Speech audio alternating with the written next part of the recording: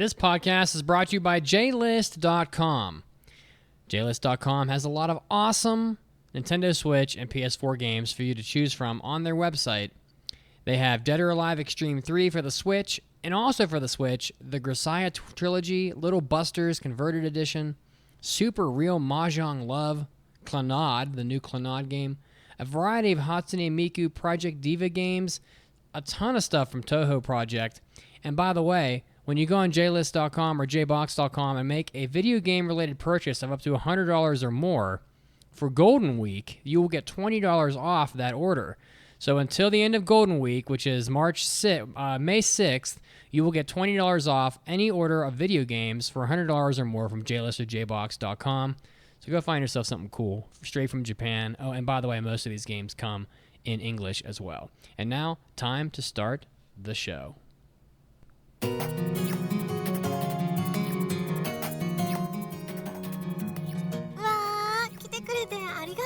You're listening to the Anime Addicts Anonymous podcast. Take your anime addiction to the next level at aaapodcast.com/join. And now, here are your anime addicts.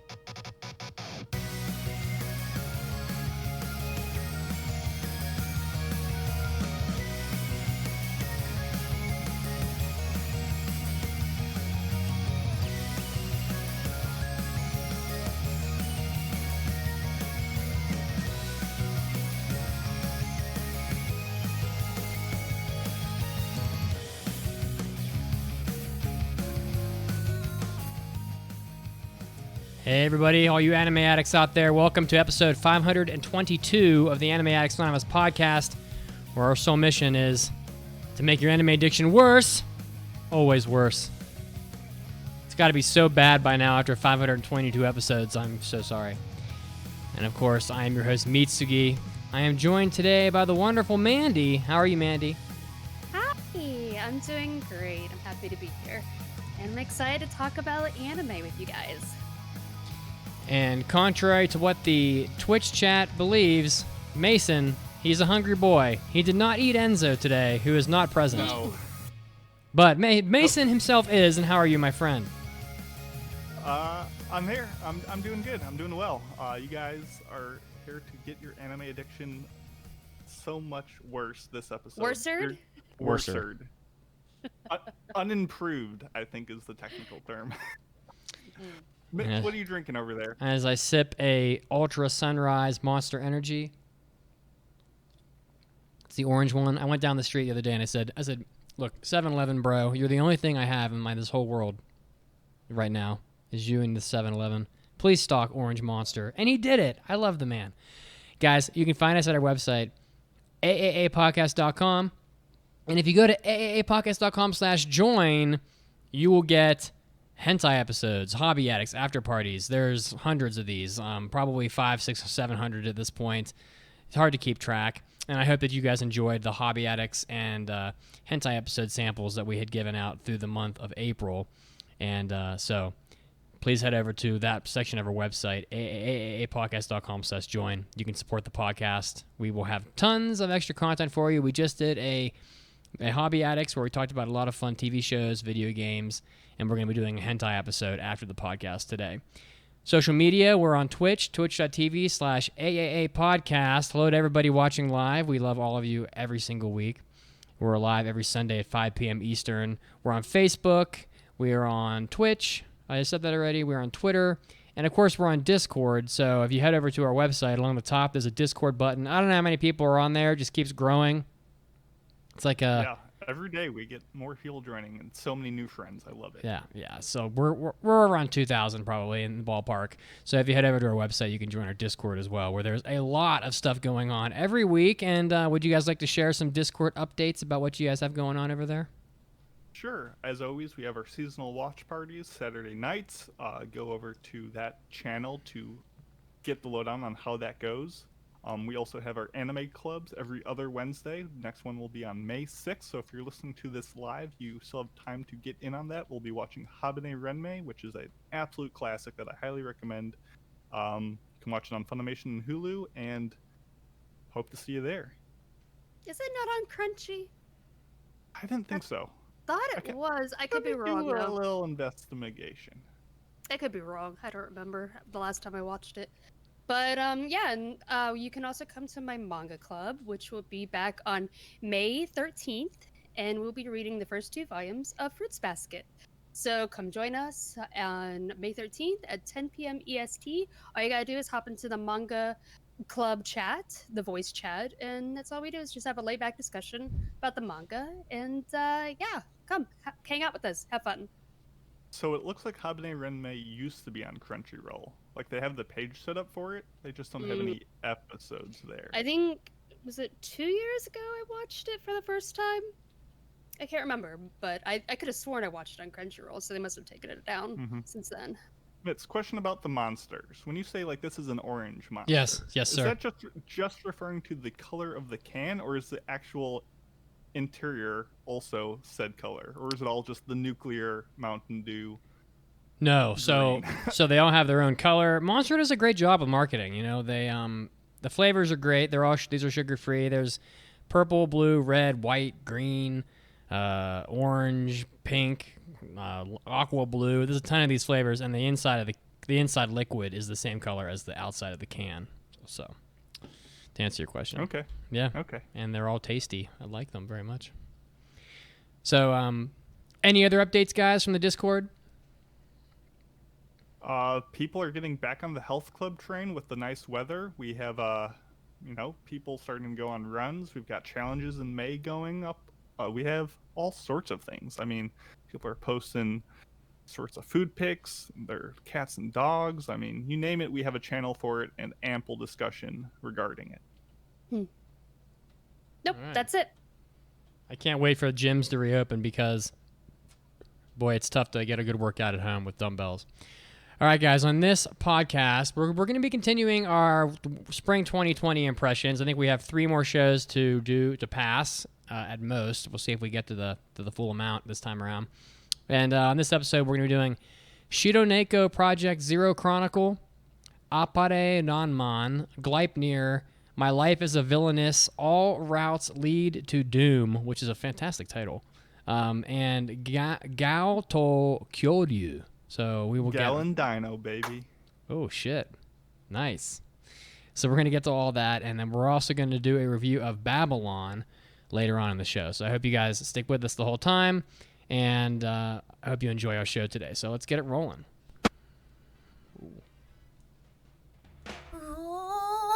大ニュースです。It's time for big news of the week. You know, the big news of the week this week was that there really wasn't a lot of big news, to be honest with you. If anybody saw big news, I didn't see it. But there have been a lot of properties and events affected by coronavirus. So although I think we are all kind of tired of hearing about coronavirus, you may want to know that a concert or a convention is canceled or delayed, or that, you know, your favorite anime is delayed or whatnot. So just going to go through some of this stuff here, and there's a crap load of it. So I was gonna say this would take forever to get through. well, I don't think we'll go The through list everything. never ends. It's so long, it's ridiculous. So there was a one-piece orchestra concert. By the way, if that Joe Hisaishi concert in London in September gets canceled, I will cry on this podcast live. You will see it happen. So You know what the sad thing is? The sad thing is, like, BTS, a big K-pop band, they're this is supposed to be like the last year for them going on tour, because next year they have to start going into like their mandatory military service. I can't remember what it's called in South Korea. But, wow, yeah.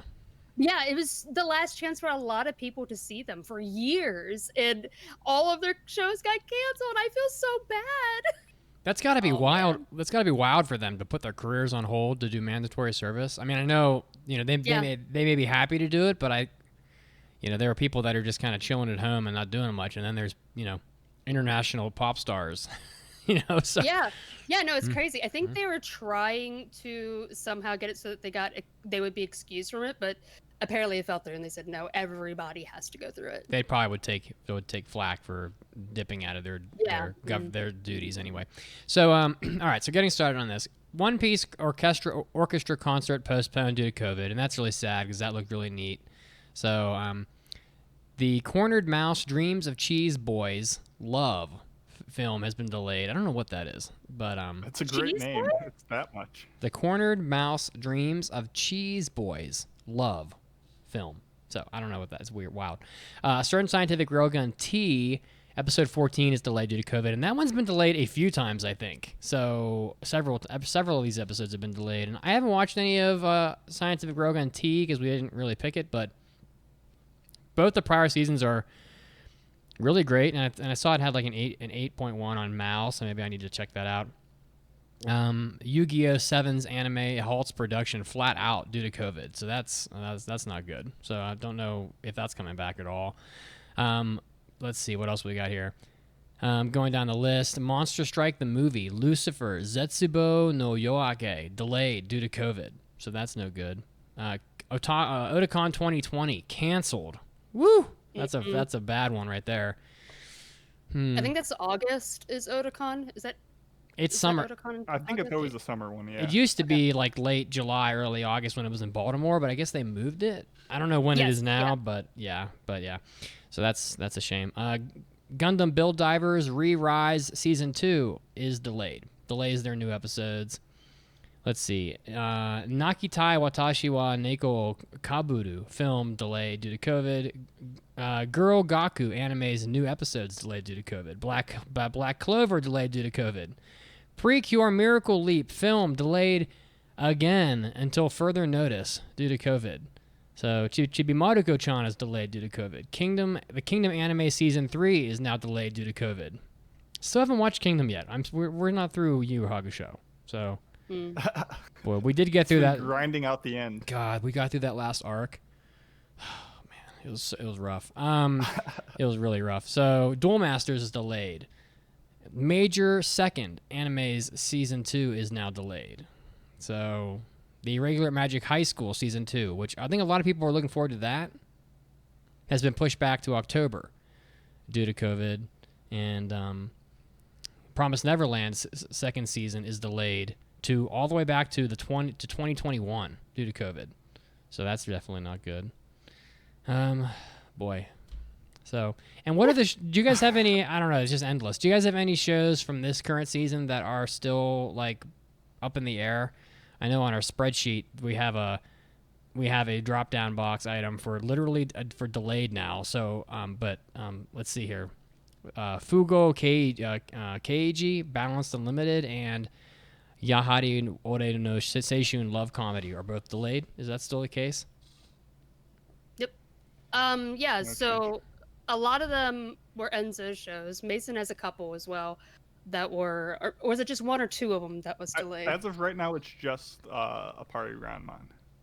Yeah, that one. And I think what we talked about before is that we don't want to pass a show that's been delayed because we don't know when it's going to come back. Sure. So I think what Enzo planned on doing for the like Millionaire Detective one, because I think he wanted to pass it, but then he was like, well, if it's going to come back during the summer season, it'd probably better to pass it then, so that way our review schedule doesn't get all messed up. But all of my shows are finished, so they're still airing, but they've already finished them, so I'm good. There you go. I do want to make a quick mention because I do think it's funny. The Whisker Away film that you mentioned, Mitz, the new Mario Okada film. Yeah. It got delayed, so was supposed to release in Japan in theaters. It's a movie on June 5th, but now it's going to come out on Netflix on June 18th, which to me means that over here in the West, we're actually going to get to see it sooner. First, wow.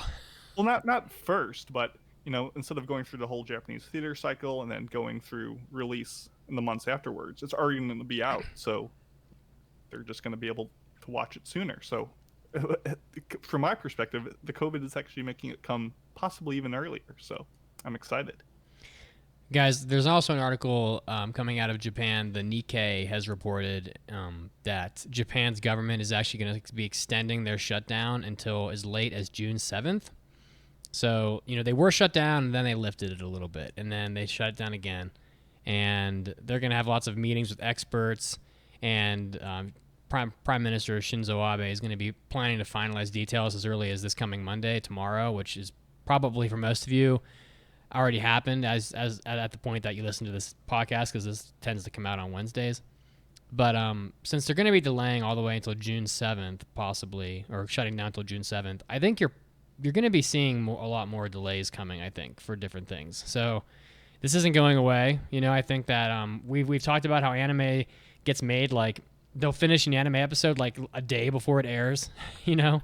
So being sort of at limited production all the way until June 7th is probably going to affect shows clear into maybe even into the summer season. So, yeah. So this isn't really going to go away. You guys have any other comments at this point? I mean, I'm not really bothered by this. You know, you want people to be safe, and I guarantee everyone here has decades worth of shows of backlog and stuff that they can watch. So I don't need to see the newest thing right now and put other people at risk. Like, I'm absolutely fine with all this news, and people who are bothered by this are silly.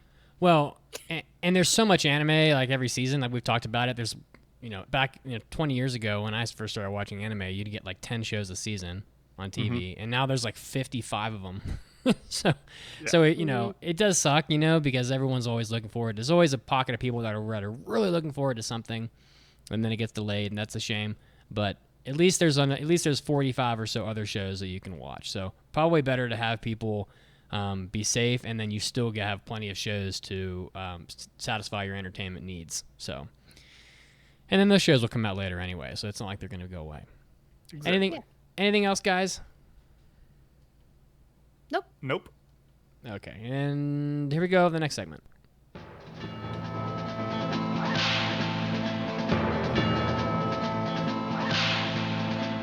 Howdy, partner. I seen you riding in on that dusty trail. Welcome to the good, the bad, and the moe. For the good this week, and I guarantee you've seen it if you were on our Discord, because people are freaking out about it, Yoko Kanno and a bunch of voice actors and musicians create a Cowboy Bebop charity track to fight COVID-19. A bunch of musicians and rappers and voice actors collaborated to make a video edit of The Real Folk Blues, a great song from Cowboy Bebop, which we had an interesting argument on last week, very topical. The track released on YouTube last Friday with a pay what you want donation scheme, and it sounds phenomenal. It sounds fantastic. All the proceeds of this will go to the CDC Foundation to help support measures against the whole COVID-19 epidemic. And it ends with a quite fitting reference. Yeah, I actually listened to the track on YouTube, and it's the Real Folk Blues is it's one of the best, in my opinion, one of the best songs we've ever had in anime. It's fantastic, just everything about it. And watching all these musicians just start flying off and doing what they want, and then all these different sorts of like raps they have in it, and all the different sorts of vocals. It's just fantastic. Whether you've seen Bebop or not, I think it's to be loved. And there were some messages from some of the voice actors from the series, and I'll play that afterwards. Ah, gotcha. It sounded good, and it was well done. For the bad this week, a Korean game is accused of plagiarizing Demon Slayer. This game ended service 5 days after its launch. Oh yeah. And there's a picture of I'm guessing like an advertisement or splash screen for this game in the show notes, and I've got you it on the cannot screen. tell me that wasn't. We'll probably put it on screen. That's absolutely Demon Slayer. Oh, it is so funny. Like all of the characters in this game, I look through the article. Every character is a Demon Slayer character, and I cannot believe they had balls that big to do that. Yeah, exactly. Like, what did you expect? It's like one of the most popular anime right now. Did you think you were gonna get away with it? It's just so funny. I think. Just from like the physical design of the characters, the clothing they're wearing, like the facial expressions, the logo, just the poses, and of course the plot of this guy with demons in the world who goes on adventure to revenge against his family. It's a Korean RPG game, and it's very funny. I feel like the plot you can get away with, because there's a ton of shows about guys killing demons, but good lord, if you're gonna be stealing people's ideas, At least don't be so ridiculously blatant about it. I mean, everything is just. I would have, if you had put that in front of me just cold and said, "What anime is this?" It would have been Demon Slayer, 100%. It would have been this is the hentai knockoff of Demon Slayer. Yeah, that's what it would have been. Even the patterns on his it's Tanjiro, right? Even the patterns on the Tanjiro, this main character, on his clothing, it's so hilarious. Oh my god. The hentai version is Demon Layer. Oh, I love it. Yikes! I love it. Anyways. Okay. Yeah, I don't think we need to dig on it more, but very funny that it was that blatant. And finally, for the Moe this week, Beyond Face Masks, a Japanese company, is selling anti-infection paper helmets. I love and I this. hope this is something else that you need the visuals for, because this company, Sagaseki, made these massive cardboard. I don't even know how to describe them. Just picture like over the top like knight, like boxes or It's so face great. plates you put on your head. They look a lot like a Finn from Adventure Time. Like they're these big white boxes with a like circular cutout for your like face, and they have, I don't know, it's just, they're designed to be fully protective. They are 360 around your whole head. So I guess they work better. I can't imagine it's not unbelievably hot and humid and like disgusting in them. But, it's kind of made, instead of like gauzy material like you find in most face masks, it's made out of like a cardboard. So Yeah. it's like, yeah, it looks like a spaceship, like yeah. like what a kid would put on his head when he's running around the house. I'm just envisioning like 50 people in a grocery store in Japan all wearing these on their heads. It just cracks me up. But right now they're having hay fever in Japan, Kafun show, and having lived there and talked to people like in Eikaiwa and stuff, it's a huge deal. Like they have big time. The cedar trees just kill these people. Like they can't breathe. The air is just, they're all allergic to these trees, and yet there's a ton of them. And so they're already wearing all these masks and stuff to try to block out the allergens. And so, they were probably already having a shortage of masks, and then you have coronavirus on top of it. And so, I mean, what are you going to do? You got to come up with something. So.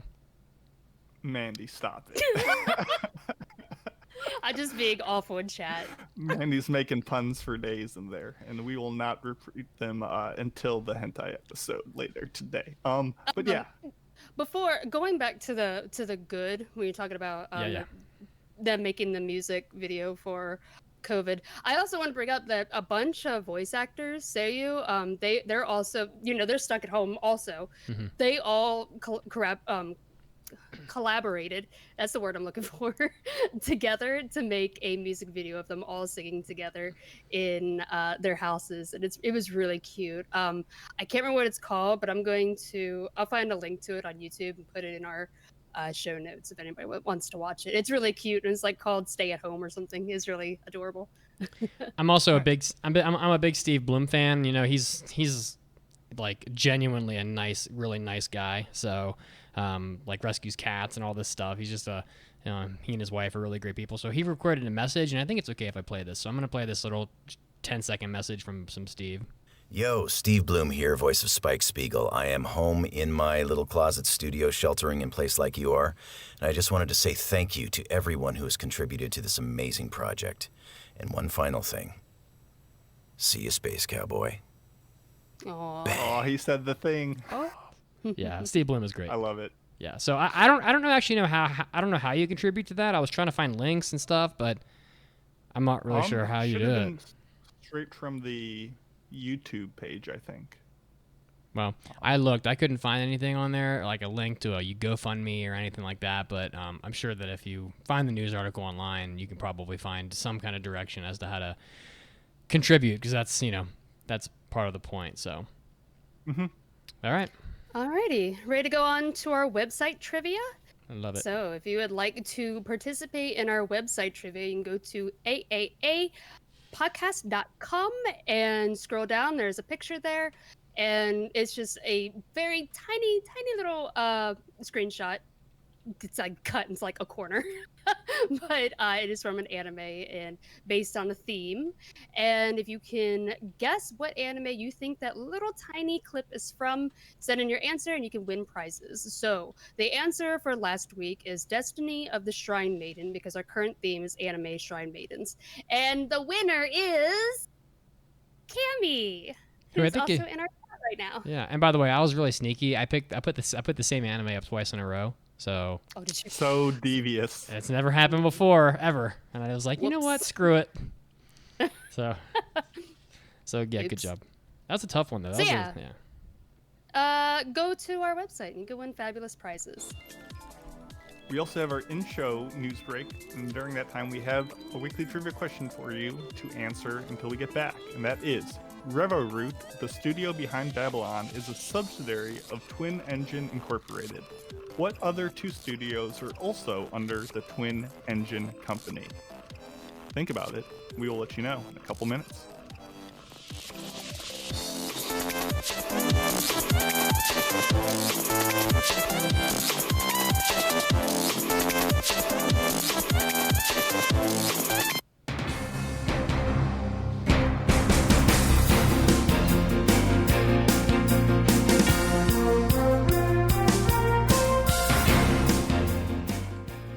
Hey, all you anime-loving addicts, this is Mitsugi, and I'm here bringing you your anime news break, starting off with the winners of the 24th Tezuka Osamu Cultural Prize.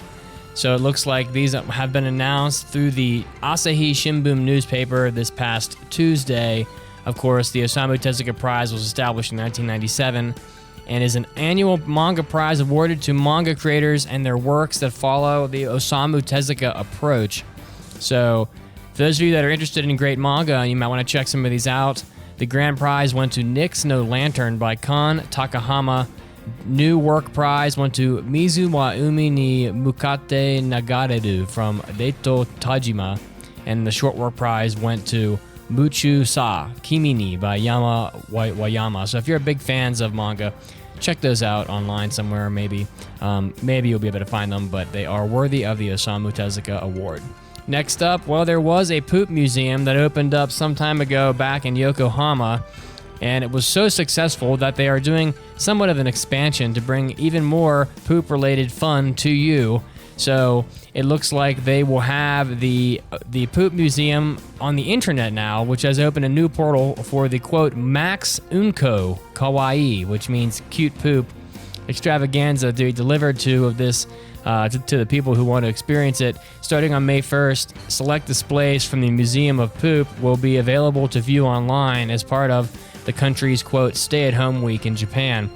It's the initiative designed to keep people indoors during Golden Week, the holiday period that runs pretty much the first week of May.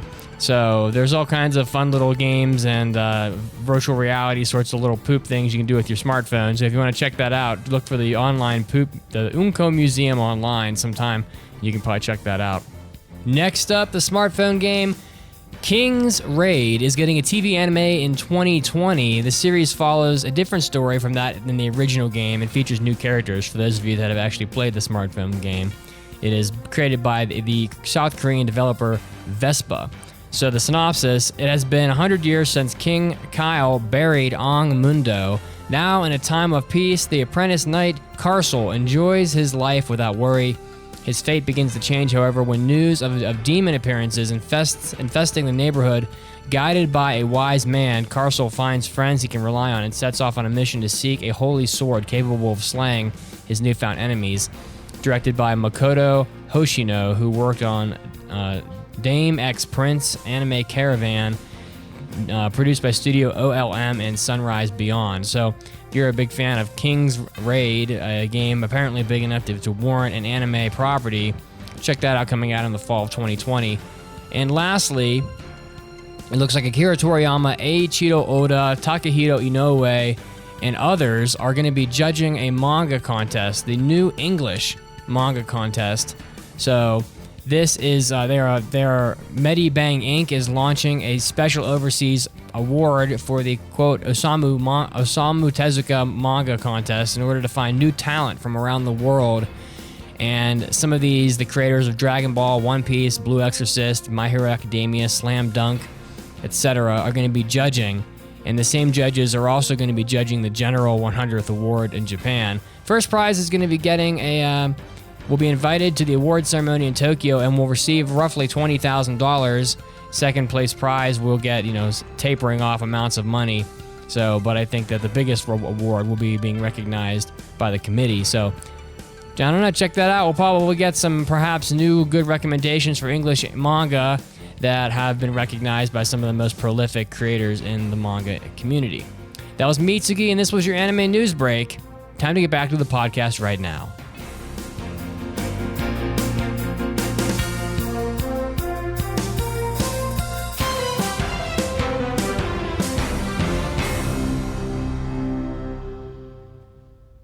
Hey, all you anime addicts. I know a lot of you are big-time video game players in addition to loving your anime.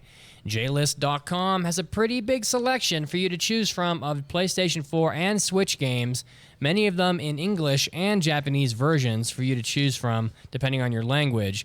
They have games like Dead or Alive Extreme 3, the Grisaya Trilogy, Little Busters, Converted Edition, Super Real Mahjong Love, the new Clannad game for the Switch, a variety of Hatsune Miku Project Diva games for the Switch, and they have a huge selection of games from Toho Project as well. If you head over to JList or JBox.com, you can browse their selection of literally hundreds of games for console, and you'll be able to find something cool from lots of your favorite anime properties, and that includes things like Girls in Panzer, Legend of Zelda, Umineko When They Cry, and so much more. And when you head over to JList or JBox.com right now, they're having a Golden Week sale.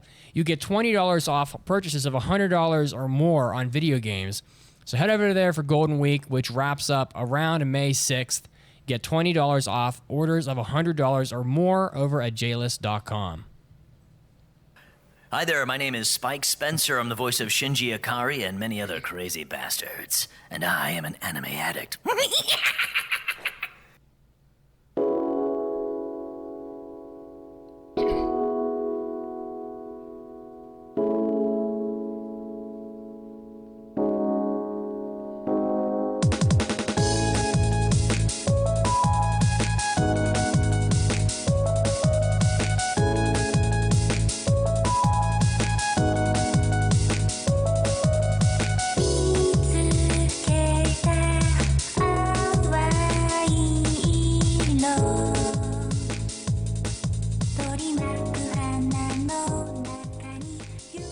Welcome back to the podcast. When we left you, we had a trivia question for you to think about while we were gone. Revo Root, the studio behind Babylon, is the subsidiary of Twin Engine Inc. What other two studios are also under the Twin Engine company? And the answer is a really tough one. Geno Studio and Studio Colorido. Yeah, that was not an easy one. Not at all. Especially because Twin Engine does a lot of work with like Wit and I think Mop and other studios, but they're not technically under the Twin Engine monkey ear. All right, well right now we're going to be moving on. We're going to be doing Mandy's Manga Minute, and following that we're going to be getting into Mason's Anime Arguments, and then we're going to be doing impressions from the winter, or rather the spring 2020 season. We got 5 more to get through. So let's just not delay, and we'll get right into Mandy's Manga Minute. And now, let's take a minute for the Manga Minute with Mandi. This is Mandy's Manga Minute, where I take a minute to tell you about a manga and help you find something new to read. And this one is called, oh man, you can barely say that on stream, BL Metamorphosis. Ichinoi, a 75-year-old woman living a peaceful life, unwittingly buys a boys' love manga one day and is fascinated by what she finds inside. When she returns to the bookstore to buy the next volume, the high school girl working there, Utatte, a seasoned BL fan, notices a budding fangirl when she sees one. When Utatte offers to help Ichinoi explore the whole new world of fiction, the two dive into the BL fandom together and form an unlikely friendship along the way. So the BL Metamorphosis is a slice-of-life manga written and illustrated by Kaori Surutani, and it is currently publishing with only one volume currently available in English in both digital and in print. And I read this last week because it just released like last week, and it's adorable. It's so heartwarming. I loved it. I can't wait to collect the rest of it. But it's a sweet tale about a friendship with a very large age gap. Ichinoi spends most of her time alone. Her husband has passed away. Her kids are grown adults now with their own families, so they don't really spend much time with her. And she only occasionally teaches piano to very young children. And she goes to the bookstore one day. She's looking for something new to read and finds herself in the manga section. She's like, you know what? I haven't read a manga since I was a very young girl. So I'm going to try something new. I'm going to branch out and get something new. And she picks up a romance manga. But after that volume ends with the two main characters kissing for the first time, she's like, I need the next volume ASAP. That was so adorable. And so the bookstore clerk there is a little timid. She's a little awkward, but she's very happy to help Ichinoi find new stories that she can try. And so the two main characters develop their own kind of like little book club where they meet together at cafes and at Ichinoi's house, and they just discuss manga. And their friendship is so adorable, and they provide each other company, and because both of them are very lonely. But the first volume is such a wholesome beginning, and it's great to see how you can enjoy hobbies no matter what your age may be. And regardless of your age, people can still come together and share their thoughts. And it's just so cute. I highly recommend it if it sounds like something that you may be interested in. And yeah, I can't wait for more. How is the quality of BL within this manga? It's adorable. Okay. Like the manga within the manga? Yes, yeah. Okay, yeah. good. They show little clips here and there, and it's really cute. And I love Ichinoi whenever she dives into like her criticisms of them. She's like, man, this boy is just so timid. They should just speak their mind and just go for it. So adorable. Where's the BL in our world where they kiss after the first volume? That's what people want to know. I know, it takes forever. That's all romance manga, anime. True. It's forever to get a kiss. Yeah, it's really cute though. I highly recommend it. All right, well, it's time to stir the pot then. And thank you, Always. Mandi, for your continued coverage of manga. And it's time to get spicy with Mason's anime arguments. Ladies and gentlemen, let's get ready to rumble! I want to lead off saying that Caroline has posted some of these past anime arguments on the social media to let you guys weigh in. And last week she posted the Outlaw Star versus Cowboy Bebop debate. Oh, And boy. a ton of people were weighing in, and it was super fascinating to read that because everyone was pretty much saying, yeah, both are good, but then came to no consensus over which one was actually better. No consensus. I mean, a lot of people were like, oh, this part's definitely better. And actually, some people were like, no, I definitely agree with the listener. I've been holding this in for years. Outlaw Star is actually better. It was a great back and forth and very respectful. They've been I was holding actually it really in. Pleased. Yeah, he's like, I've been holding in solidarity, but you're my man. So Wow, okay. that was very fun. So if you have opinions on any of these, you can go to social media and weigh in. Or if you have your own anime argument to submit, go to our main website, and in the mailbag dropdown, there is a section to do so.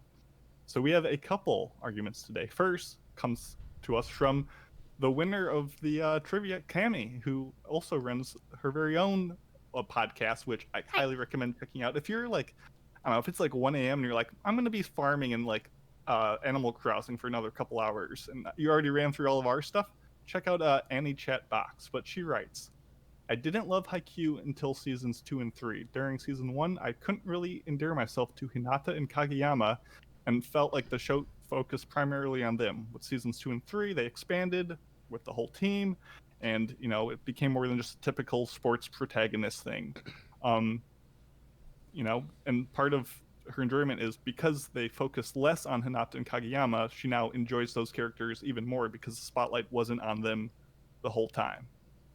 So essentially, I think most people in the community prefer Haikyuu as it goes on. I think season 2 and 3 are better regard than season 1. And I think you put into words exactly why that is, because they just constantly deliver more characters that you love. Like every season of Haikyuu is just a whole new batch of new people that everyone's going to fall in love with. And I think a lot of people would agree with the statement. And I think that the rest of the team is far more interesting than Kageyama and Hinata. So I agree that getting more of them is better. But at the end of the day, no season of Haikyuu hit as hard emotionally as season 1, especially episode 24 when they're chowing down.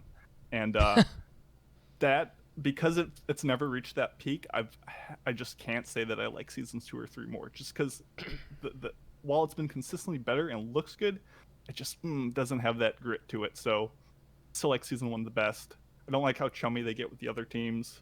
That's kind of impractical. I think that's great. I agree, because I'm going to be honest, I still don't like Hinata. I never did. And I don't really care that much for Kageyama, but I love Tsukishima a lot, and he got a lot of development later in the series in season 1. But season 4 is obviously the worst because there's no Oikawa. Where's my trash boy? I mean, Oikawa was season 1. Coincidence? I think not. I think not. The next one kind of comes from Cream Puff, but we're going to go over it quickly. Essentially, his complaint was Funimation is censoring their mature content. What's up with that? I'm not going to read the whole rant. My dude, you got to be a paid subscriber if you want to see all the naughty bits. Is that true? I think so. No. That sounds off. Wait, what is? Funimation censoring of stuff? Oh, no, they don't censor everything. So yeah, so they only censor. Or go ahead. Oh, I was gonna say, it really, it's case by case. It depends because, and for example, Prison School. I first watched Prison School years ago on Funimation, and when it first came out on Funimation, it was censored. Keep in mind, this is a business, so they can only put up what they are given, whatever their contract is, whatever their agreement is. That's the only thing they can put up. So when it first came out on Funimation, the only thing that they were given was the TV broadcast version, and they were only allowed to air that until the Blu-ray release. So now, if you go to Funimation, watch Prison School. I just tried this out 2 days ago when Mason was asking me this question, but Prison School, full tits, everything. Nothing is censored at all. It's the completely uncensored version. I don't know if you're not a subscriber, maybe. Because also keep in mind, this is a streaming service on streaming applications, and you need to have those hurdles to prevent kids from getting on it. iTunes, anything else that it's airing on. You need to have those hurdles. Otherwise, they're going to remove your service. So, I don't know. I don't know what the situation is for this person. That was my point, was if you really care about seeing the uncut stuff, you need to be a subscriber.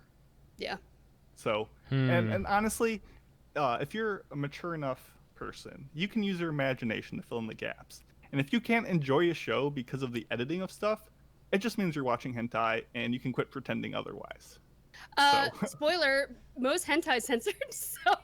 Exactly. It's Funimation doesn't censor anything of their own. They only show what they're given. So, it's what it is. I have thoughts on that. So, sure, first, I think it's a little... I mean, you guys feel free to disagree. That's what this segment's all about. But I find it a little weird that you're kind of paying to see the adult content. Like that's, I don't know. It's what is the word for that? It just feels dirty or something. But furthermore, I continue to be of the belief that if something is properly noted as adult content, or you have to check a box that says you're 21, or that you acknowledge that it has this or that in it. If we continue to censor things after that point, I guess I'm just of the opinion that people should be trusted to be able to read a box, understand that something's offensive, and if they don't like if they don't think they're gonna like what they're reading in the box, just don't watch it. And that box doesn't exist. There is no box there on Funimation. So just like HBO Go and all of those, you need to have for example, Game of Thrones. You have to have a cable subscription in order to view those through the HBO Go app on iTunes. So, say High Dive, for example. High Dive used to have uncensored anime, and I think they believe they still do. But for a while there, they were kicked off iTunes because they didn't follow the iTunes service agreement. So, I can't remember when that was. For a short time there, their app was taken down.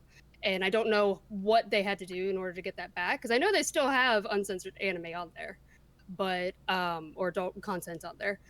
Just I don't know what agreement they had to go through to get that back on. But there are a lot of services that have been removed from iTunes, and I mean it's a streaming service. A lot of people watch them on their mobile devices, Apple TVs.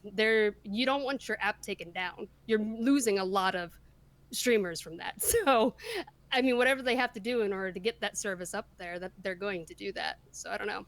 Well, I guess and it's so easy for any kid to just download an app and watch a show. In that case, in that case, I guess I disagree with like iTunes' policy. I mean, maybe I'm just more like freewheeling than. Well, first of all, I think I was kind of misled by the question that the listener submitted, because they say that you have to acknowledge in order to view the shows. So that kind of makes me sound like they're checking a box or saying, yes, I am 21 years old. So that kind of threw me off. But I guess I don't agree with iTunes' policy, because I still think even in iTunes' case, and they're 100% entitled to have their own policies.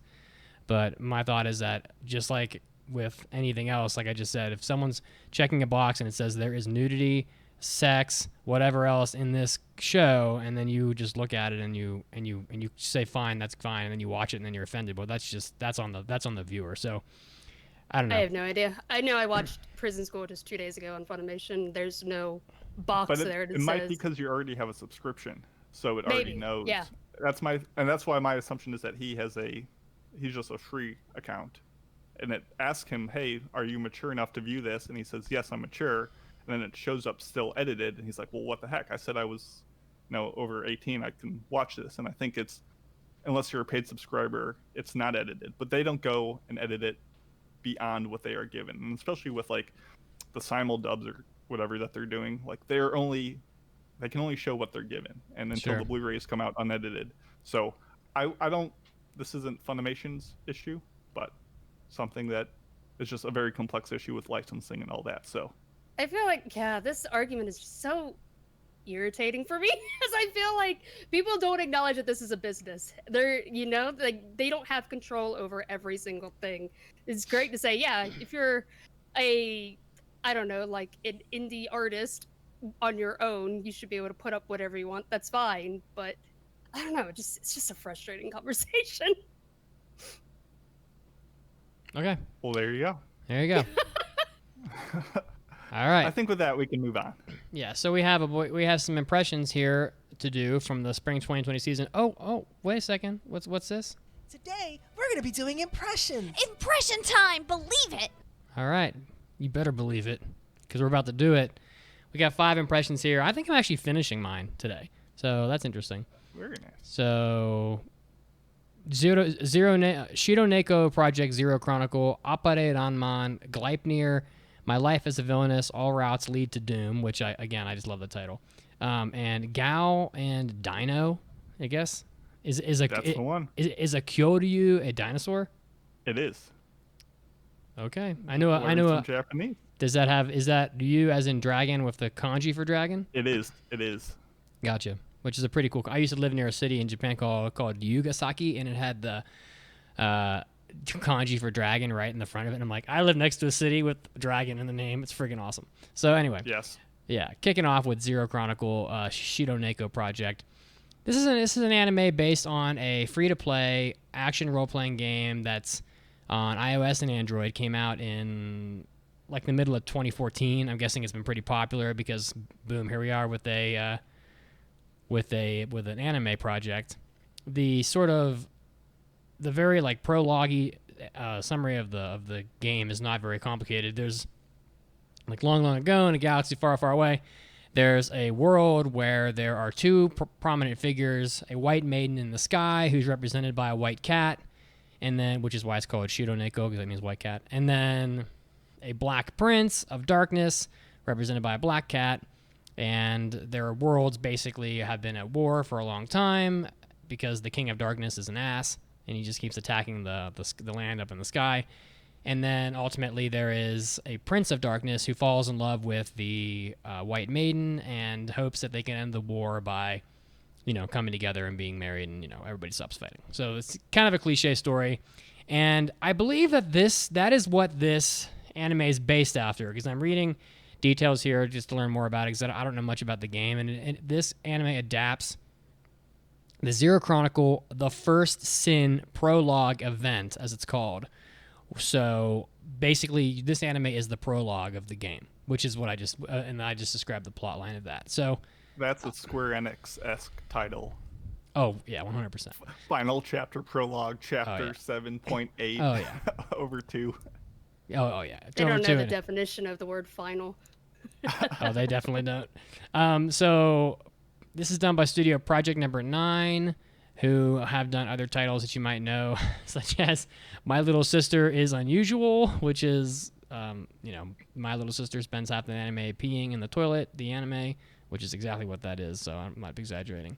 And Netore no Yome wa Onanaku Naito Omo. What is that? What is the English? I've seen this, but it's and you thought there is never a girl online. So there's the English title of that. So this anime is okay.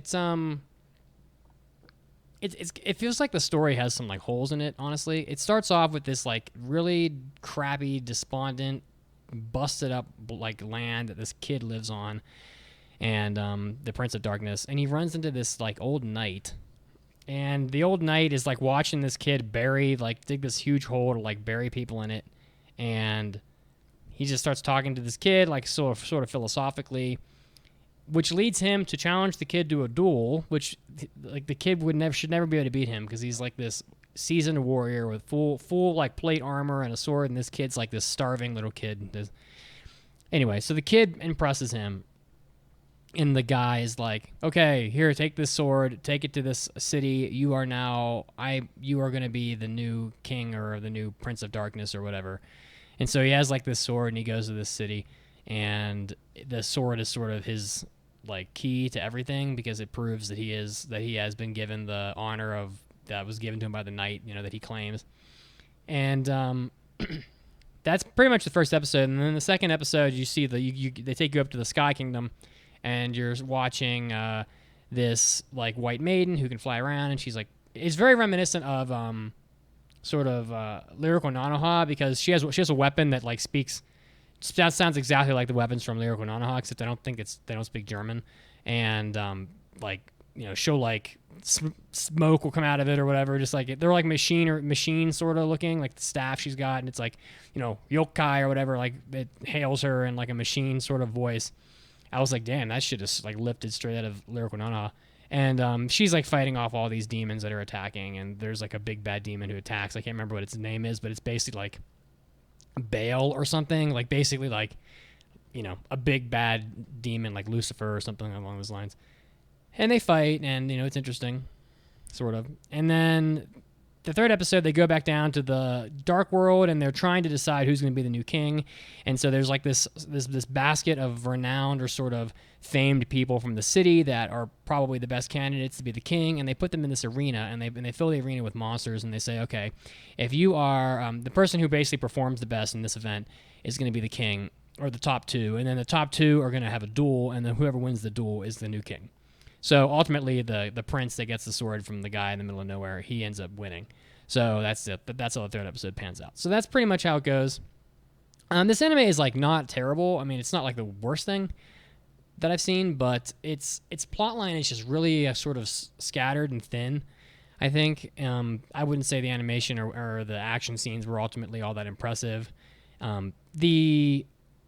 It's just very disconnected. Like, you're down here in the dark world, things are happening, and then you're up here in the light world, and then back down in episode 3, he's suddenly he's going to be the king, and it's just not very well paced or well sort of developed in terms of the story. So I think it would make a lot more sense to be more enjoyable for people if you had played the game itself.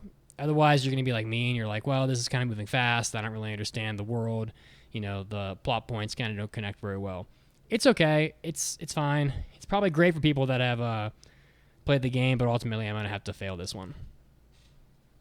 Boo! Boo!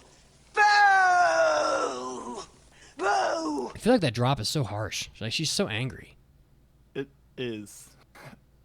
Yeah. Anyway, but in so that entire impression, I could have like no sense of like what the show was even like. It just seemed like generic and just it's very generic, flavorless the whole time. Yeah, it was very generic, and it didn't have a lot of unique aspects to sort of hook the viewer. It was just very much like, here's this sort of video game like story. So it was not not all that interesting. So, all right, what do we have next?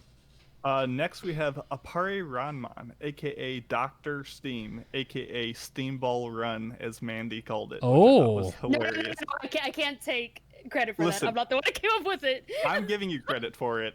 No, Suck that on was it, Giga. internet. Giga made that joke, Oh. and I just made the joke. And I'm sorry, Mr. Gigic. it was not me. Well, there you go. Very funny regardless. This is from PA Works. It's done by director Masakazu Hashimoto, who I had not much experience with.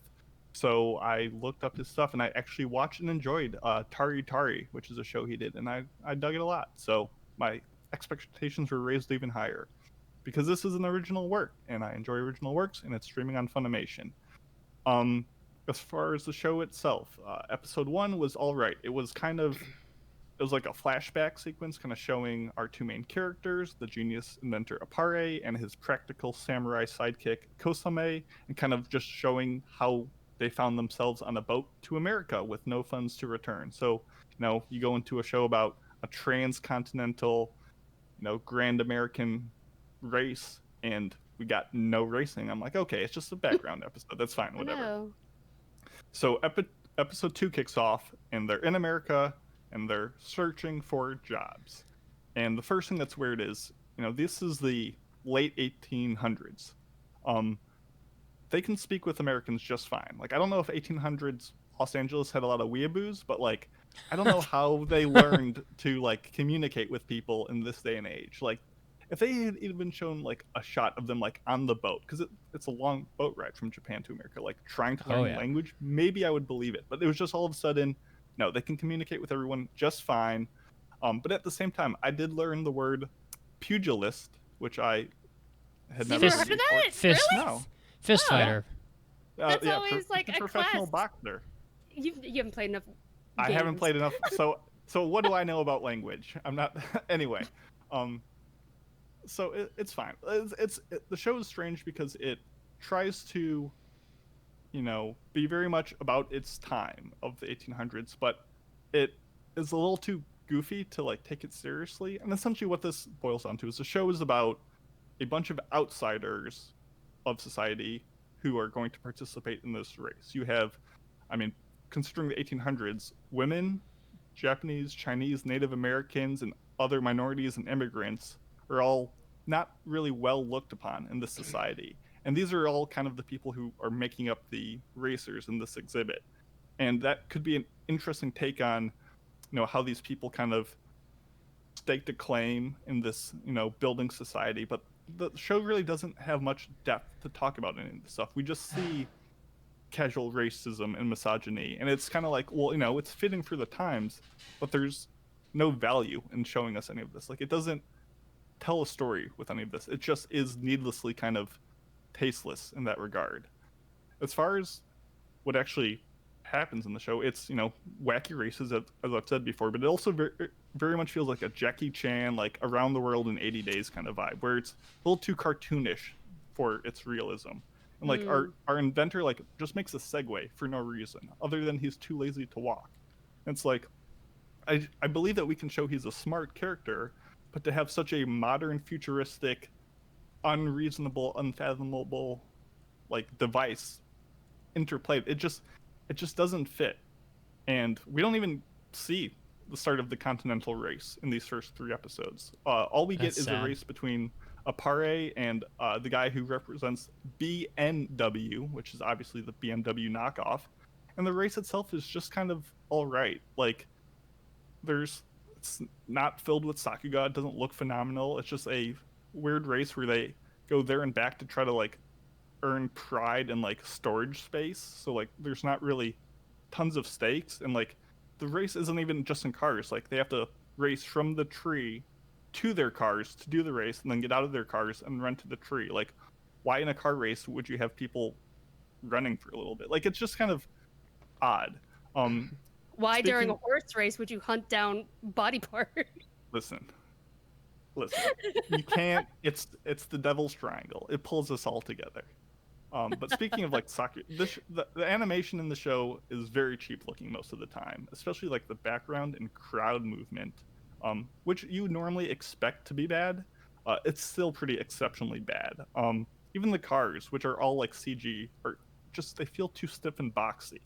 And the whole point of the show is to make the main characters, the main racers, really pop, and they absolutely do compared to the bland, deserty, brown, everything around it. But even when they really show up well on screen, they don't move or look that great. And there's an abundance of brown sacks in the show. I've never seen so many just Excuse me? containers, laundry containers, tool containers. Just everyone moves everything in brown sacks, and it's just Like burlap bags? Yeah, sort of different sizes, but it's like the lady who does like dry cleaning, she transports things in brown sacks, and it's just like, I don't know why. I just saw a lot of them and thought it was really strange. Like the OP and the ED of the show look and sound really good, and they really capture what about these PVs really sold me on it.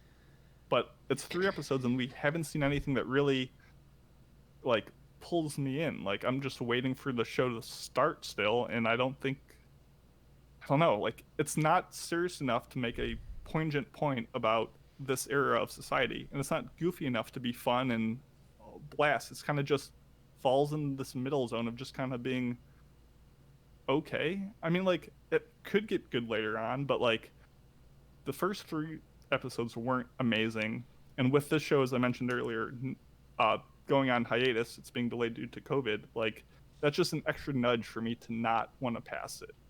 And like, that's kind of the phrase I want to say, is like, still have hope for the show, but like, it's not so much that I'm failing it, it's just I'm not passing it because I just haven't seen anything that compels me to keep on watching yet. So it's gonna be a no on this one. No, God! No, God, please, no! No! No! No! That's kind of sad. I wanted the wacky races. Yeah, me too. This was I think this was my second pick of the season. Like, I had hopes for it, and maybe I just came in too high, but I don't know. I love the character designs. Yeah, The character designs look great on pictures and promotional art, and like at moments in the show, especially. I mean, if you give it a chance, Jailine, I believe is her name, the Chinese like chore girl in this like mechanic shop. She's phenomenal, but everyone else is, despite vibrant colors, their personalities don't really pop. Should I go next? Since you guys are doing 2 and I only have 1? I think so. Okay, so the one that I'm doing today is My Next Life as a Villainess, All Routes Lead to Doom. And I did a manga mid on this a long time ago. And this is based on the manga, but the manga is based on a light novel series. That's where it originally came from. And it is being adapted by Silverlink. And the director is Keisuke Inoue, who I think he did the Ao-chan Can't Study? Is that what that one was called? Mm-hmm. Okay. Yeah, and that was just a few seasons ago too. So I don't know if he's new to directing, maybe, but I think those are the only 2 shows that he's directed. But yeah, so My Next Life as a Villainess is an isekai, and it's in a different direction from a lot of isekai that we have seen recently. And the main character is Katerina Clays, and but that was not who she originally was. So she is reborn into this world, and at a certain age, she regains her memories of her previous life.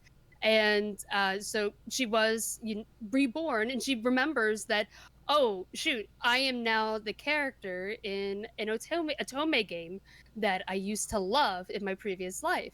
So, we get new people to the anime fandom all the time. So if you're not familiar with what an otome game is. It's not a word that is tossed around a lot. So an otome game is a dating sim that is aimed at the female audience, and it's they're usually visual novels, and the objective is just that you are surrounded by different kind of male characters, and you get to choose one of them to start a relationship with. And there's so many different kinds of stories. They're not like just your typical high school setting, but there's loads of them, fantasy, horror, all kinds of different otome games. So this one, she is reborn as the villainess, and so she wasn't even reborn as the main character of her game. But what she remembers from her previous life is that the villainess was in every route that she had played, because I believe she almost 100% of the game except for one character, which is the secret character. She remembers that the villainess, all like in every route, whether it's the good ending or bad ending, either ends up dead or exiled because she was just a horrible bully to the main character. And so she realizes, oh shoot, I am the villainess, and all of the characters from the game are now in this world. I'm probably doomed to go down the same route if I follow that path. So the anime starts off with her as a child, and over time, after she sets up things, it does progress into adulthood. And so she is now determined to try and prevent the fate of either being killed or exiled by one of the other characters in the game.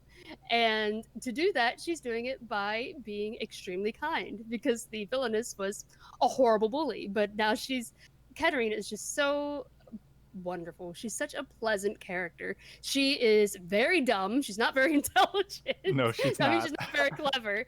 She loves to stuff her face. She's such a gremlin. She's always shoving like sweets and stuff into her face, and cake. But she is extremely kind, and in a very blunt way as well. But she is now on the journey of changing her fate through kindness. And I loved the manga for this, so I was very excited to pick up the anime, and I'm happy that the anime is doing a good job of adapting it. It's so cute. And the things that I do really love about the series is that I always say, like in a lot of isekai that are based on video game worlds, the character, not even just video games, any isekai, it's very rare that the main character uses knowledge from their previous life in this new world. I'm like, well, why isn't it an isekai then? Why can't it just be a fantasy? Like, for example, the slime show. Rinmar never uses any information from the previous world, but this one does. Like she goes through like a planning session inside of her head, every single route, goes down all of them, and says, "This is what led to the villainess's death in this route. Let's avoid that." like for example, if her character was a horrible bully to somebody, I'm gonna be nice to that person. Or if this one character was ignored all of his life, and so now he's just very aggressive, she's like, well, I'm going to keep him company, that kind of stuff. And so her past life means a lot in this world. And it also goes down paths that you wouldn't expect, because her blundering through trying to be a kind person, she ends up accidentally falling into the path of where the man would be in that route, or the male character. And so it's a harem anime with everybody, literally everyone, guys and girls. So everybody is falling in love with her, and I think it's just so cute and different. It goes down paths that you wouldn't expect it to, because you think in a otome game, oh, I'm just gonna go off and try to romance all the guys. Doesn't work that way. It's so adorable. But yeah, and I think there's so many different characters to fall in love with, because even if they're horrible in the game world, now in this life that she has been reborn into, they're just so cute and charming. And I love it so far. And I think it looks pretty. There's some gorgeous backgrounds in it. I wouldn't say it has like amazing sakuga or anything. It doesn't need to. It's just a comedy. But yeah, I think it's adorable, and I'm going to pass it. Except the OP. The OP's not really good. Ooh, that's a bingo. Yay. Yeah.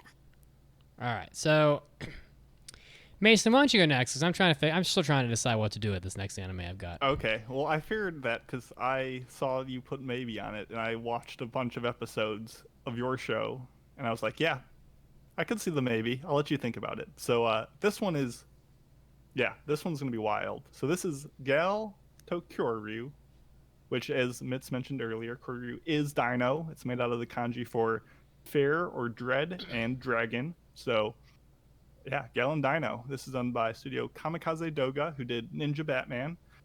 It's directed by Jun Aoki, who did Pop Team Epic, and it's streaming over on Funimation. And the show is exactly what it says it is. It's about a girl and a dinosaur living together. And I love this, there is no setup to the show. Like, it doesn't ask you to ask questions about it. Like, it starts off, you have an adorable dinosaur who putts around the house with his co-inhabitant, who is a worry-free and very easygoing Gyaru named Kaide. They live together. The dino makes great reaction faces, worth watching for that alone. And honestly, this show is on the opposite end of the spectrum in many ways from Pop Team Epic. And I certainly enjoy it more than that, because Pop Team Epic was just trying so hard to put all these jokes in and references and just be 100% energy all the time. And honestly, Gal and Dino is much more of like a relaxing watch. Like, it does have its funny moments, but overall it's more cute and just like, you kind of just melt into it like a Yashike. So if you're looking for that kind of show, check it out. The animation is kind of odd. It mixes around with a bunch of different styles, but for the most part, the core animation is really well done. There's a lot of these like spinning interior, almost 3D camera spinning shots that look fantastic. There's all these really goofy like sound effects that they put on the dino as he like bops around, and they're like equally charming and annoying at the same time, except when they do like this meme air horn, like bang bang bang bang whenever he gets excited, and it's never not hilarious. It lands every single time. Whenever this dino gets excited, he like moves around a lot, and they put like lightsaber sounds on it, and yeah, it's adorable and it's relaxing. And that's just the first half of the show, because I was scared that this would be a show that was really good for 7 to 12 minutes, like a good short, but when it's a full 24 minutes, it wears out its welcome. And essentially they kind of get around that by making the whole second half a live action segment. So in episode 1, the entire series is obviously live action. The girl is replaced with an older gentleman who wears the comfiest grout fit of all time. It's just all these sweats and socks, and he just looks so comfortable, like I want to feel. And it essentially kind of recreates the plot of the first half, but at Christmas time. So dinosaur gets a present, he puts on a scarf, charming. It's amazing. It's calming, it's soothing, it's great. In the second episode, the live action goes into a time travel thriller where people are possibly killed and eliminated out of existence. Like, the show really doesn't start showing its stripes until later on, where it starts to unravel and become this wild meta narrative where, you know, the girl and the dino go out, and the dino gets a keychain as like a reward for getting something, and it's a keychain of him as a dino in the animated form. And the girl's like, you get all the good merch. Like, there's very much that kind of humor, where this is very much a show who knows what it is and what's funny about it. And they have all these weird, like, shit posting, like, commercial length segments in between the skits. They have like loading screens and like find the dino segments. Like, it's just full of stuff that is unnecessary, but just produced and executed so well that I have to appreciate all that went into it. You'll instantly know after 2 episodes if this show is for you or not.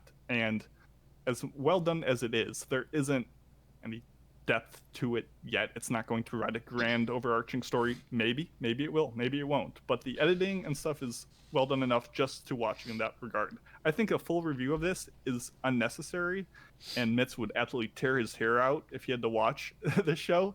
So I'm not going to be passing it, but I will be continuing to watch it. It exceeded my expectations. I thought it was just a meme show, and it is. But it's a good one. So it is going to be a fail, but check it out. Shame. Shame. Shame. Shame. And if you want Shame some on reaction that. faces, if you want good reaction faces, check out the show. Shame on that dinosaur. God, it's actually not bad. It's actually not bad. I tried the manga after everybody was like, "Oh, the manga's so great." I was like, I read the first chapter and I was like, "Well, I think I'm done." Yeah, I think I saw everything I need to see. The anime. It seemed like the joke was, "There's a dinosaur here." Reaction face. The end. True, So, I and don't that's why know. the show it works so well because it's not trying to be funny all the time. Like it's just a relaxing show with like a bunch of lovable characters. I don't know. I'll try it. Surprised me. All right, so I have one more show here, Gleipnir. Gleipnir is done by Studio Pine Jam, who has not done a whole lot. Gamers, a fairly new studio. Gamers, just because that's like their most well-known stuff, probably. Oh, and they did some Hozuki no Deitetsu OVA action, so Mandi will like that. So Gleipnir is this really bizarre anime based on an equally bizarre manga by Sun Takeda, and it's very sort of intriguing anime. I think it's about this kid named Shuichi, who is cursed. I guess he's cursed. He has this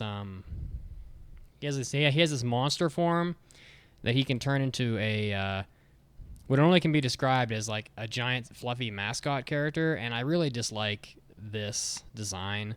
The same way I don't like the designs in Danganronpa. You know, I'm not into like talking stuffed animals or, you know, every time I see it in an anime, I don't like it. So there was a very like Five Nights at Freddy's design. If you've ever played that video game, Ew. It's like the big animatronic Chuck E. Cheese's moving. Yep. That kind of design.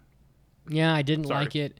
I didn't like it in that one KyoAni show about the theme park. I don't like seeing it. And there was that show about the magical girls that came back after being retired, and the monsters were like stuffed animal bears. Like I hate it every time I see it. I think it's just dumb, and I'm too curmudgeonly to get past it. So his design is turn off-ish.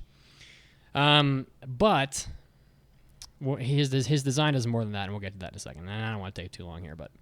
So his mascot form is like very powerful. They're more powerful than he would be as a human, and that goes for pretty much anybody who has this kind of power.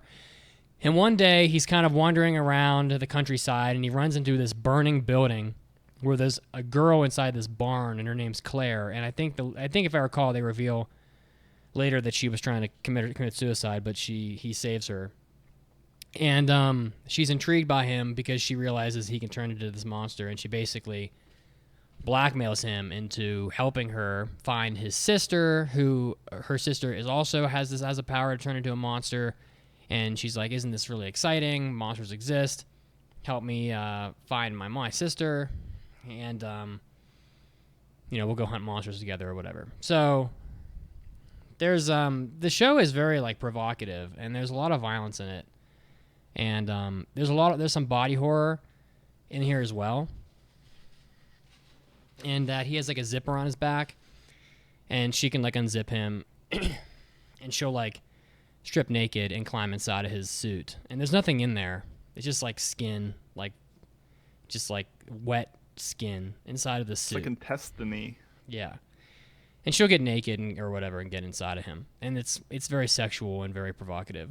And the show has some violence in it. It was advertised to me by a listener as being very violent. I don't agree with that at this point. Through 3 episodes, I would call the anime more mysterious and dark. I don't think the plot line is anything great, but I keep reading about this manga about how it's like full of like sexualness, and it's violent, and it's provocative, and it's got all this stuff in it that's very adult, and it's got all this body horror, like think of like The Fly or Cronenberg type body horror. And, I keep thinking, well, the first 3 episodes of this anime were a little average, but I keep thinking, wow, this manga is hailed as having all these promises. And so I am a little intrigued by it. And Mason, you watched the first the episodes as well, I guess, and I am. Yeah. And I'm intrigued by it. Is all I can say. I think it doesn't come off as being amazing. I think it's a dice roll. I think I will. I didn't think I was going to pass Gleipnir, but I keep reading about it and I keep thinking, well, maybe this anime is going to do something that's a little different. I don't know. Watching Claire climb inside of that the slimy intestine material is almost worth the pass by itself because it's just very odd, very weird. So I guess I'm gonna pass Gleipnir. Like I don't. I'm very up in the air on it, but I'm intrigued by it, and it's not something I see in anime every day, which is kind of what I end up seeing all the time, which is like, oh, another one of this anime or another one of that anime, and I can't, yeah, it's nice to have something that's not the same. It's so samey as everything.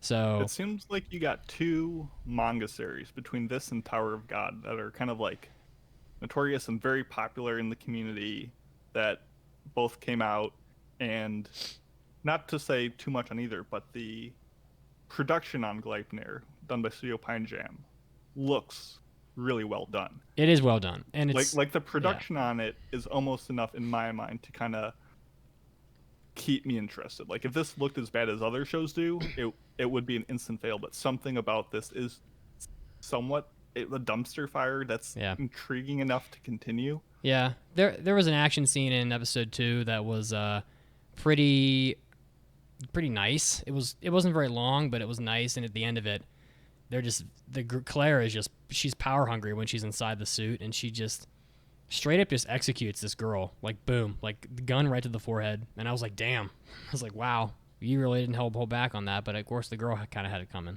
But I will say the episode 4 tried to get a little more into the backstory of the plot, and it did seem just as weak and fragile as you might be assuming. Mm-hmm. But going based on the 3 you saw, if you're intrigued, if you're on the fence, I don't want to sway you in either way. It's been very something. Well, we don't really have. We got looking at what we have left here. It's a bunch of shows that are delayed, and honestly, I don't think this is going to cause any problems. So, what the fuck, it'd be nice to watch an anime where people are like getting torn apart and stuff, for once. So I don't know if we have anything else like that this season. So give me a little of that.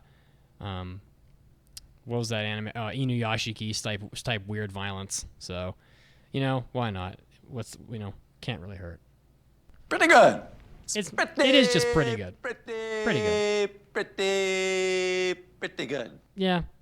That's kind of how I feel about the whole season, though, to be honest. So. Inuyashiki, like Darwin's game, like it's kind of in that kind of like not quite a death game kind of thing, but in that atmosphere.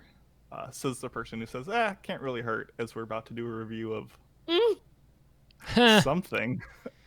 Yeah. And incoming 75% vote in the listener choice poll for Tower of God. So, yeah, we won't. That's not the last you've seen of that one. So that's it, guys. So at this point, we've passed 2 shows today. We passed Gleipnir, and we passed My Life as a Villainess. All routes lead to Doom, with 1 potential pass remaining. And the shows that are left are Kaguya-sama Season 2, Fugo Keiji, which I don't know. I'm not sure where we are at that because it's delayed. Olympia. It's delayed, yeah. Olympia Kiklos. Yahari Ode no Seishun Love Comedy. Machigateru. That one's delayed also. And Woodpecker Detective's Office. So that's left. We'll do that next week, and one of those has the potential to pass, and we'll see what happens. I know which one has my vote. We'll talk about it next week. All right, guys. Well, we are going to go into our news break. We have an intro trivia question for you to think about. Babylon is an anime based on a novel by Mado Nozaki. He also wrote the script. He's a scriptwriter of a Toei animation show that was released in 2017. What is the name of this anime? And when we come back, we're going to be talking about Babylon. So stay tuned, and we'll be back with that in just a couple minutes. See ya.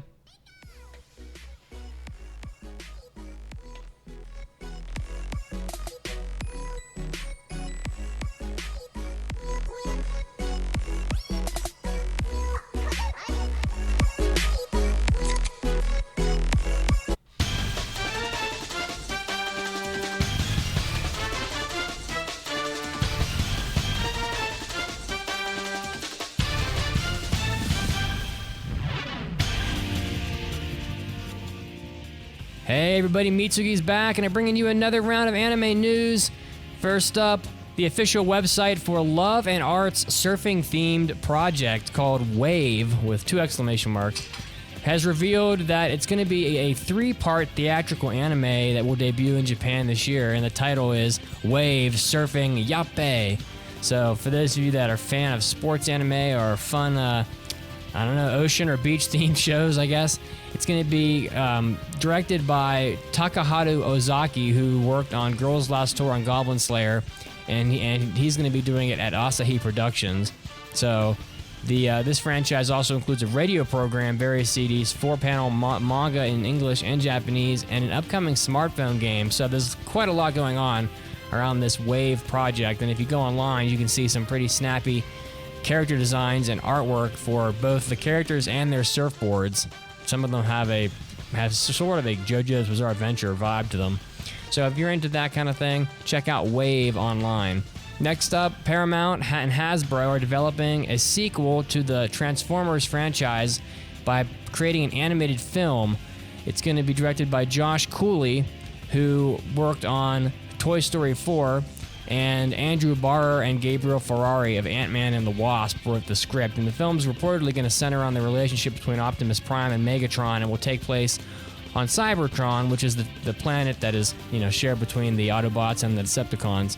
There are other things in the works as well for Transformers. Polygon Pictures and Rooster Teeth are producing an upcoming animated series called Transformers War of Cybertron's Trilogy, Siege, and it looks like Netflix is also dipping in. They're going to be getting 6 22-minute episodes that are going to debut on Netflix.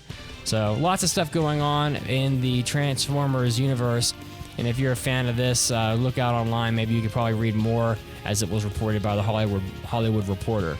Next up, Kyoto Animation's #1 building that burned down due to the arson catastrophe that happened back in July 18th of last year. They have finished demolishing the building completely, and the lawyer of Kyoto Animation commented to the NHK that a decision will be made regarding what to do with the location after they have a meeting with the different bereaved families that were involved and also the local community to see what they want to do with that spot. So we'll look out for that, and hopefully they'll find some really worthwhile use for it. Next up, and lastly, the Nikkei reported on Wednesday that Japan's government is going to be extending the nationwide shutdown due to coronavirus. So it just will not go away. The government will hold an expert meeting on Friday to discuss a proposal and urge the public to stay at home until maybe June 7th. So that's what they're saying. So we'll have to see how that pans out. Prime Minister Shinzo Abe is planning to finalize details as early as Monday. This was Mitsugi, and this was your anime news break. And now, as we always do, time to get back to the podcast right now.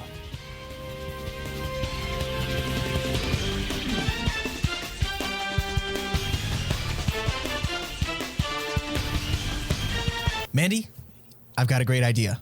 All right, let's hear it. Okay, what if, now hear me out, what if we did additional episodes? I'm talking hobby addicts, after parties, maybe even hentai episodes, if you're nasty.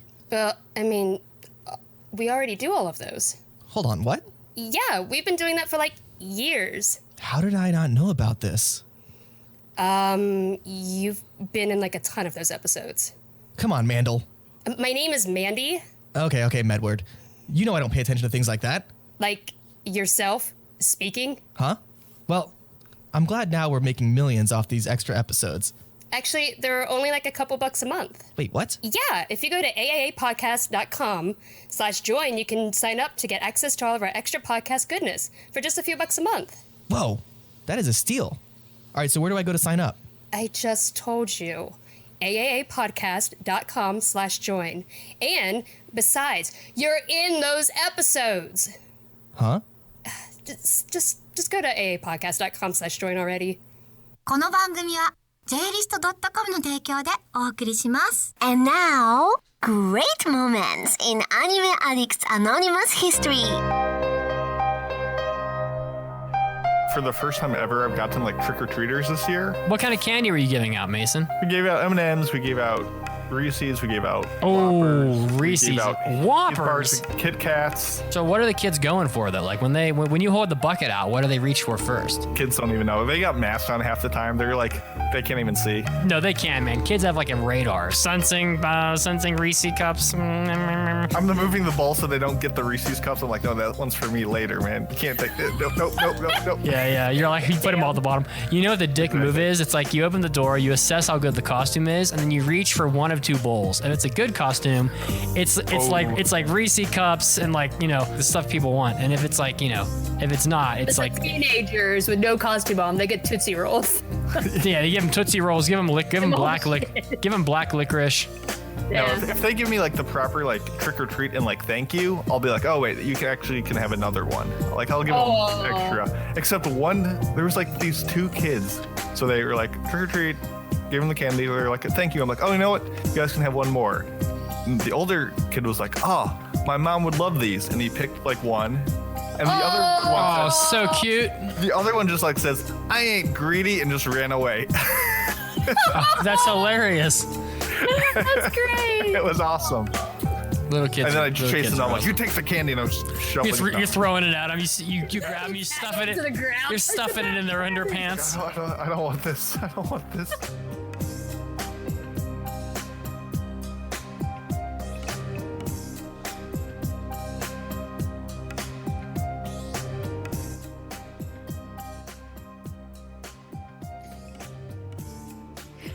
And we're back. Hello. So before we went on break, we had a question for you. The question was, Babylon is an anime based off of a novel by author Mado Nozaki. He was also the scriptwriter for a Toei animation show that released in 2017. What was the name of this anime? And the anime was Kato the Right Answer. Guys, and if you want to help out the podcast, you can go over to aaapodcast.com/join. We have an exclusive members RSS feed for you that you will get access to when you sign up and help out the podcast. You'll be getting 8 additional podcasts per month of our hentai episodes, Hobby Addicts, and After Parties. And you'll be able to listen to those the exact same way that you listen to all of our regular podcasts via your favorite supported apps such as Podcast Addict, Pocket Casts, the Apple Podcast app, CastBox, Overcast FM, Downcast, etc. All the details are on the member RSS page on top of the website, helping us out for less than $1 per extra episode, and you'll help keep the podcast running just the way it has been. So again, that's aaapodcast.com/join. Help out the podcast. We'll love you forever. Shower you with our affections and all of our extra content as well. So thank you for that. Yeah. So up next, we have our 5-star review. Are we ready for that?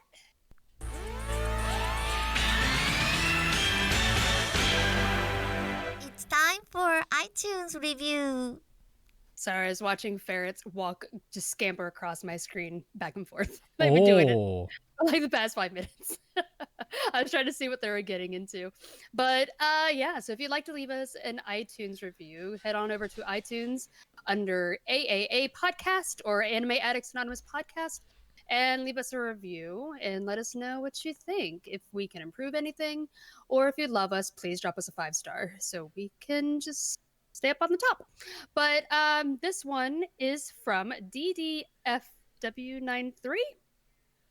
Does that stand for anything? I'm trying to think, does that stand for anything? You could invent something. No. What I almost too came difficult. up in my head was really bad. So Oh, of course it was. we're not in hentai episodes I'm just yet. picturing like Dallas, Fort Worth, 1993. I don't know. Nothing clever. Anyway.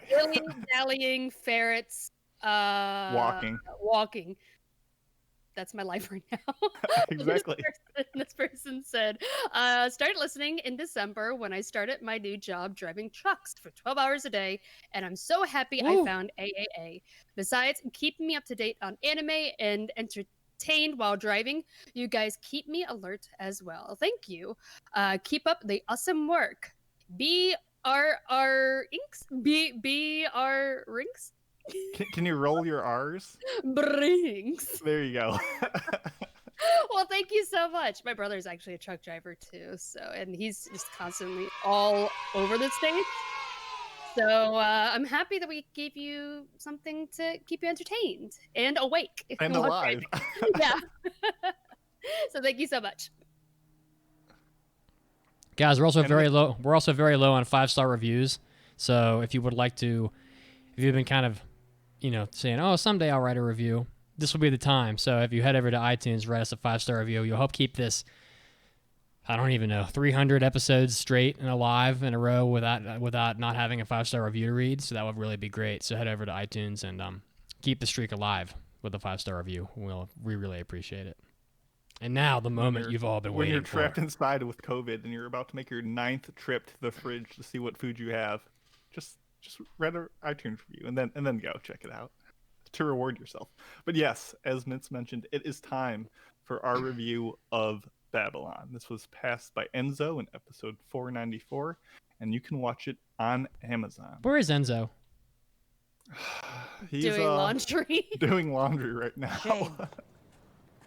We're not even joking. Shame. Shame. I have a feeling someone just didn't want to watch Babylon. Well, what is Could Babylon, be. you might be asking. So I don't Babylon takes place in modern-day Japan in the newly formed Shiniki district of Tokyo. We follow Zen Seizaki, who is a prosecutor on a case against a pharmaceutical company who is fabricating research data. When all of a sudden a lot of the suspects and involved investigators begin winding up dead from apparent suicide, the scope of this case opens up as the culprit could be tied up in the upcoming mayoral election and the foundation of this new Shiniki district of Tokyo itself. And essentially it's a crime detective, maybe supernatural mystery thing that's going on, a little philosophical. Who the hell knows? No, not wasting time. What were people's first impressions going into the show? Mitz, what were you thinking when you started this thing up? Well, I knew nothing about it other than that everyone just kept saying, get ready to, oh, yeah, about Babylon. That's a thing. That's pretty much... Our chat did that for months. That's pretty much all I heard. So other than that, I knew nothing. And sometimes I'd like to call it Babylon. Just, why not? Fuck it. As you do. So yeah, I watched the first 3 episodes back when Enzo was doing his impressions on it. I think we watched them at the same time. And I always do that anyways, just to see what's going on in the season. And I watched that, and I was actually pretty intrigued by it. I thought there were some hints here and there of things that I thought would bring deeper conversations. And I was intrigued by having a very I don't want to say it was interesting having a woman psychopath as an antagonist, because that rarely ever happens in media. So I was intrigued and I wanted to see more, and that's all I knew about it going in. So I had heard a lot of people really digging this series, like Enzo and Mandi watched the first couple episodes and said, yeah, there's some potential here. There's some cool camera tricks and directing and all that stuff. And, this is a pretty new studio to the landscape. Revo Root, who hasn't done much. I was coming in with, hey, I knew it was a murder mystery kind of thing. I was hoping for something along the line of F, the Perfect Insider, a little more mature, a little more dark. I watched a couple episodes over a holiday break in 2019, and there was a lot of Fs in the show for not the best reasons. I was actually stunned of how not into the show I was. Maybe my expectations were too high, but besides Copcraft, this was one of the worst first impression shows I had. And I knew the director, Kiyotaka Suzuki, who has good directing, but has always been on not the best products. He's done Fooly Cooly Alternative and Psychopath Season 2, which look and move and feel fine, but just the content is kind of lacking. And I was hoping we wouldn't get something like that here. Spoilers. Anyway, spoiler free. Mitz, would you recommend this show, and what did you think of it? Well, I would say there's not a chance in hell I would recommend this show to almost anybody. First of all, this show's biggest crime is that it's boring. That's the biggest crime of the show. For me, I was like, good God, all this whole show is just talking and theorizing about suicide, and like I'm not really, and I feel weird even talking about suicide because I don't like, not something I talk about generally. I wouldn't say I avoid the topic. I would just prefer not to discuss it. But like this show forces you to, and it's like, well, But there must have been an more interesting way to talk about that topic than this show did it, which is just talking and talking and talking and aside from that, there are people that are not going to be able to watch this anime because it's going to trigger the hell out of people or offend people or cause people that have various problems that are related to suicide or other things. So I don't know. I would not feel comfortable recommending this anime really, unless I really knew the person really well and was like, okay, well, this isn't going to really bother you, and you might even be interested in it. But there aren't that many of those people. So yeah, not recommending Babylon for sure. Same. I don't recommend this anime. I think there are better crime dramas that you can check out for sure. I think what they were trying to do with Megase, and I've seen a lot of people also bring this up as well, is that she has some parallels to Johan in Monster. I would recommend Monster a million years before this. Whoa. Yeah. Are you serious? I've seen a lot of people. Yeah, a lot of people made the comparison. That's what they were trying to do with Megase. Just the antagonist, not the entire anime. But yeah, no, I don't recommend it. And I think it is important to say that our review even is probably going to have trigger warnings because a giant portion of the anime is about suicide. And they did not do a lot of research into this topic whatsoever. So it's really hard to even talk about. But it's, yeah, no, it felt like the anime just wanted to go in two different directions and had no idea how to do it, and it just blows up, especially towards the end, just implodes upon itself. Oh yeah, collapses like a neutron star. I don't recommend checking out. I think there are so many other options. Like Monster. Yeah. Like Monster. So I like the concepts in a lot of parts of the show. I like this new city faction to test new laws. I think the debate and line of thought of what is good, what is evil, should suicide be legal, the value of death. I like these concepts. I think all of it was executed, pardon the word choice, very poorly in the show. Sophomoric writing, terrible characters. It doesn't make points about these things. It just asks the question, and that's it. It offers no substance to the debate that it holds. It, as Mandi says, it kind of goes in two directions. It fails to straddle the line between philosophical ideas with like these bombastic, edgy moments and the supernatural that kind of just betrays the very realism that it tries so hard to be. I don't recommend the show. I think if you want to get everything out of the show, is just don't watch it and think about to yourself your opinions on what is good, what is evil, and probably 15 minutes of self-reflection will give you more content than what the show went on to do. A lot of people say that this ending was really bad.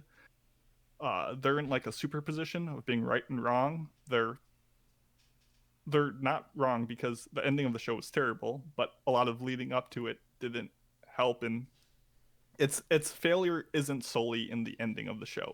It was rampant throughout. So people are like, oh, it fell apart. True, but it was never that majestic to begin with. So I do not recommend it, and just recommend listening to this review instead, if anything. And with that, I think we can go into spoilers. And there will be a lot of spoilers are coming. Oh my god! And, what were you saying? I was just going to say a lot of spoilers and just heavy themes in general that we're going to talk about. Yeah, for sure. Touch on and try to get at the core of why this show failed in lots of ways. I think the best way is kind of break it down into the three plots, the three arcs that kind of span the series. The first one is episodes 1 through 3. I think it's called like One Drop of Poison, and it's essentially like the introduction of Shiniki of the pharmaceutical companies, and like the first introduction with Imagase, and it kind of goes up to the point where 64 characters choose to jump to their death. It's kind of that time frame, and it's kind of the establishing shot. So does anyone have any thoughts on what they want to lead on in this arc? Well, I liked the first 3 episodes pretty well. I mean, I don't think it didn't change my life or anything, but I could see why maybe it got passed. The end of the 3rd episode was certainly shook things up. I like the concept of the experimental city, and the storyline kind of makes sense at that point, and the way that they end that 3rd episode with all the people jumping off the roofs, and I didn't expect them to. I don't know what kind of experimental laws or whatever I thought they were going to enact, but I don't think I expected it to be suicide or whatever. So it was kind of unpredictable, and then like I said, at the end when they're all jumping off the building, and it's like I was like, damn, this is unusual.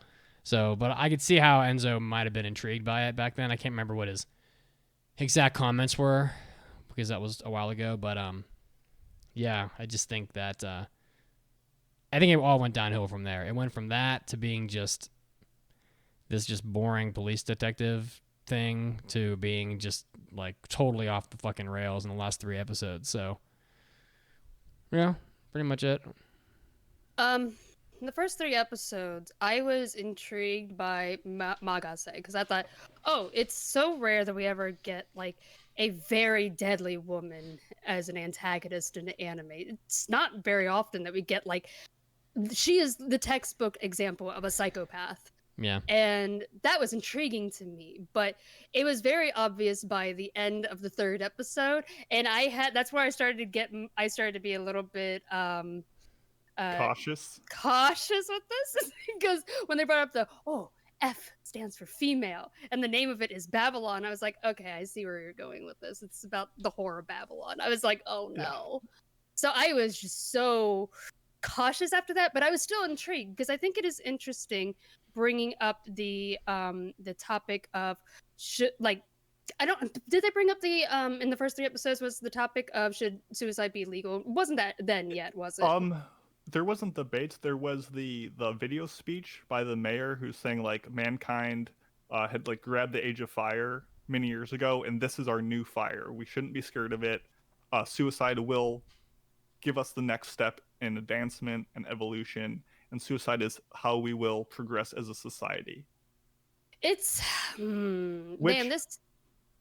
sorry, I was gonna say this anime handles that topic so poorly because I do think I was intrigued initially at first because I was like, there are some interesting things that you can bring up in here. Should it be medically assisted, like legally? In what cases should that be allowed? And like for example, terminal illness, or like we got an example with, I think it was the mayor, if you want to sacrifice yourself for somebody else's life to provide an organ transplant, should you be allowed to make that decision and get it medically assisted? But beyond that, it just becomes such a poor debate over, is it like, should it just be legal at all? And I'm like, well, if suicide is illegal, it's not going to prevent people from doing it. Our suicide rates wouldn't be up so high if that was the case. It just, I don't know, it seems like they did no research into the topic at all, and it made no sense. To the point where I was like, what are you guys even debating? No one is bringing up important questions in these debates. Yeah, and that's something I definitely want to touch on later. And I think the 2nd arc is probably the most intriguing in my opinion. Yeah. So my thoughts on the 1st arc is I did like Magase in this first arc. She goes on to be so unbelievable later on that she was not a character that I enjoyed in the slightest. But in these first couple episodes, she was pretty cool in her sinister ways. Yeah. I agree that the way of, this thought process of suicide being a possible answer in a lot of ways is intriguing. But to have your example and claim to that being people jumping off of buildings, that is kind of what I meant. Whereas if you wanted to have these people like peacefully like laying down their lives or like donating their bodies for science or doing it in a very peaceful way, as a making a claim, I could believe that. But to be like, this is the new way forward, and then have people just launching themselves off just to have like a dramatic, edgy, bombastic visual, like I can get why they did it to try to make it entertaining, but it just completely clashed with the ideas that they were trying to share. And going into arc 2, which is episodes 4 through 7, called The Chosen Death, very fitting, is when they have this whole debate on suicide. And once again, I think this is an intriguing concept, but done with so little class or research. I mean, to just briefly talk about stuff, like suicide has always been a big issue in Japan as of recently. I mean, 71% of suicides in Japan are male, and it's the leading cause of death between the ages of 20 and 44. Like, it's not crazy uncommon nowadays. And it's funny because historically, suicide in Japan has always been, not always, I should clarify, but it's often seen as a very honorable thing in many instances. You have seppuku in the samurai period, you had the kamikaze attacks in World War II. Like, there was always a little bit of a glorification and honoring of the suicide process. And recently, the Japanese government has gone through lots of funding and treatment to try to, tackle this issue. I do want to mention, suicide is legal in Japan. Like, it is not an illegal activity as it is. Well, suicide is legal as it is in many other countries. You cannot aid someone in committing suicide. But like, as Mandy mentioned, like, no one who is considering suicide is concerned with the legality of it. Yeah. No. And I think what a lot of the problems come down to is in these episodes, there is a debate between the mayor of Shiniki, who is proposing this suicide law, which allows it, and these 4 other mayors who are kind of arguing against him. And these 4 candidates present the most basic, lowbrow cases for why suicide should be illegal, from economics to, I mean, very briefly touching on morality and like the past and like a little bit of religious text, but it's all so weak. And anyone who's watching this, like, oh, these are clearly just to be refuted later, but it just it offers no satisfying, juicy content for you to actually philosophically dig into. Yeah. Sorry, I just rambled for a lot. Oh no, you're fine. A lot of those were my points as well. It's just, it felt like such a juvenile discussion on it for politicians. I don't know. It was handled so poorly, and never once does anybody in the entire anime bring up, you know what? Suicide can be prevented. They've never brought up the possibility of counseling, and that no one did. They're like, no, it should be illegal, and that would just stop it outright. I'm like, it doesn't work that way. So like, the mayor that's not reality. mentions in his like video conference, he's like, if we open up suicide in like a controlled, like proper way, I think it could be something worthwhile. And I'm like, yeah. Itsuki is the mayor. He's like, yeah, if you control it, if you set up centers, like, hey, if someone is seriously considering suicide, go to these help centers. They can help like assess you or walk you through the process or provide guidance or counsel. Like, yeah, I think that's all a great idea, but they don't touch on any of that. They just, like I say, do things in the most dramatic, over-the-top ways without applying practicality to it. And they made this debate, which could have been very enriching and interesting in an anime, feel very flat and juvenile, as Mandy said. Well, I feel like the conversations about suicide in the show are so kind of, I don't want to say pointless, but like they definitely approach it in a way that kind of makes it feel that way. And I kind of wonder if the show isn't more concerned about simply good versus bad, and then they're using the suicide sort of example to talk about that. Because first of all, like, suicide's not illegal almost anywhere in the world. Like, and I don't know, I think it's because you can't really prevent people from doing that. You can offer treatments and help. Japan put those they did studies inside, like, those blue lights you see at stations are there to kind of soothe people and to kind of, they felt like maybe that would prevent people from committing suicide at train stations, so you try to do things to prevent it from happening. And ultimately, assisted suicide is illegal, like, in a lot of places, but no one really talks about this in like the world and real life, and this is a very like sort of talking about real life sort of anime. I feel like it's not much of a fantasy, and it's like I just don't think suicide isn't really a subject I hear people debating a lot. You know, certainly you try to help people that struggle with those types of thoughts, but it isn't like people say, "Oh, should we legalize it or not?" And so I kind of wonder if the show isn't more like just like philosophizing about what good versus bad is. And I kind of feel like maybe they kind of let that cat out of the bag in the last 2 episodes, which were, by the way, just horrendous. But you know, as they just debate what is good versus bad for like a whole 40 minutes. Do you guys feel like maybe that's the case? Yeah, I did eventually feel like the whole suicide debate wasn't necessary at all. Like, I don't know. It was like it's such a huge part of the show, but at the end I was like, that didn't lead to anything. I thought it was really weird that they started bringing up like different countries having the debate, and they're like, it's going to start World War III, and I was like, what? It just got really silly at one point, and I was like, these arcs don't really flow into one another. The No, issue they of don't. arc 1 with the pharmaceutical company, oh, they're involved with the mayor campaign. Well, that has nothing to do with the suicide Yeah. debate. Or that debate has nothing, a little bit more, but not as much going on. I do want to mention, before we pass over it, because I don't want to gloss over this, the first episodes of this arc are very strange when we have the meeting of Zen investigating like the family doctor of Ai. Oh, and yeah. he kind of tells a story of Ai, how she would go around, and he says words Gokon, which they translated to rape, as she would go around raping men.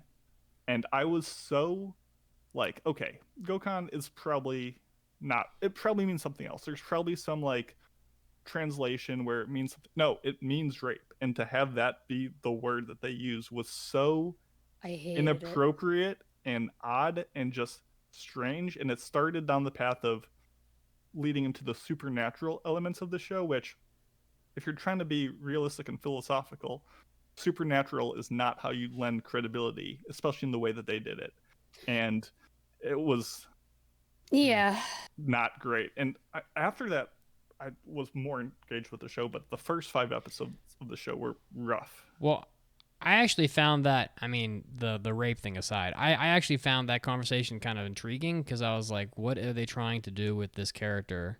Like, what is Ai Magase in this show? And ultimately, I don't think they ever tell us, which is really frustrating. But it's like, because they're like, oh, she was like raping men. And then he's like, oh, but she never touched anybody. So I was like, wait a minute. So she's like demonic. Persuading them? She's like demonic, or she has like this supernatural aura that makes people lose their minds. Like, I didn't really understand what was going on. I was definitely intrigued, and I thought that the delivery of that conversation was kind of intense. And I was like, "Ooh, like, well, this is interesting, but like, I don't understand what's happening." And then that didn't change throughout the whole rest of the show, because she continues to just be crazy and you know, able to just coerce people into doing things by merely like speaking. And I'm like, oh, like, what is this character, and what is she doing in this show, and what is her role? And I think I'm more intrigued about that conversation than anything else, because I don't know, you know? So Ai Magase is your textbook psychopath. She's so charming and she's manipulative, and people like that do actually exist. There's some crazy stories of psychopaths, and when detectives have talked to them, just getting them to do things that they wouldn't normally do. They're just so persuasive, but they take hers to an extreme where it doesn't really make a lot of sense. Like, I do think like she is able to get anybody to commit suicide just by talking to them. Oh, yeah. And if we're talking about somebody who already has a history of mental illness or has a history of suicidal thoughts, yeah, I think that would be believable. But she's able to get anybody, people who are otherwise, you know, mentally healthy, just anybody who's never even contemplated that, to commit suicide. And it's a little bit unbelievable, I think, and how she can, like, it's only like a very quick conversation, 3 words. I was going to say, she's killing roomfuls of people with a single line of dialogue. Like, yeah, sure, if you sit down with her for like a week in isolation and she like is doing prodding you, and yeah, I could see it, but the excessiveness that her powers exist on is Yeah, it's not believable. And the part that you were talking about that really just irritated me so much is that the doctor said she was just so persuasive and I couldn't take my eyes off of her. She was so charming. It was almost like rape. I was like, no, that's nothing like rape. Yeah. I was so angry after that entire episode. I was like, okay, I see exactly where they're going with this. F for female. She's the whore of Babylon. I was like, I was just so frustrated after that point, and I started checking out. But that was not a good episode. Yeah, so Why even introduce the whore of Babylon?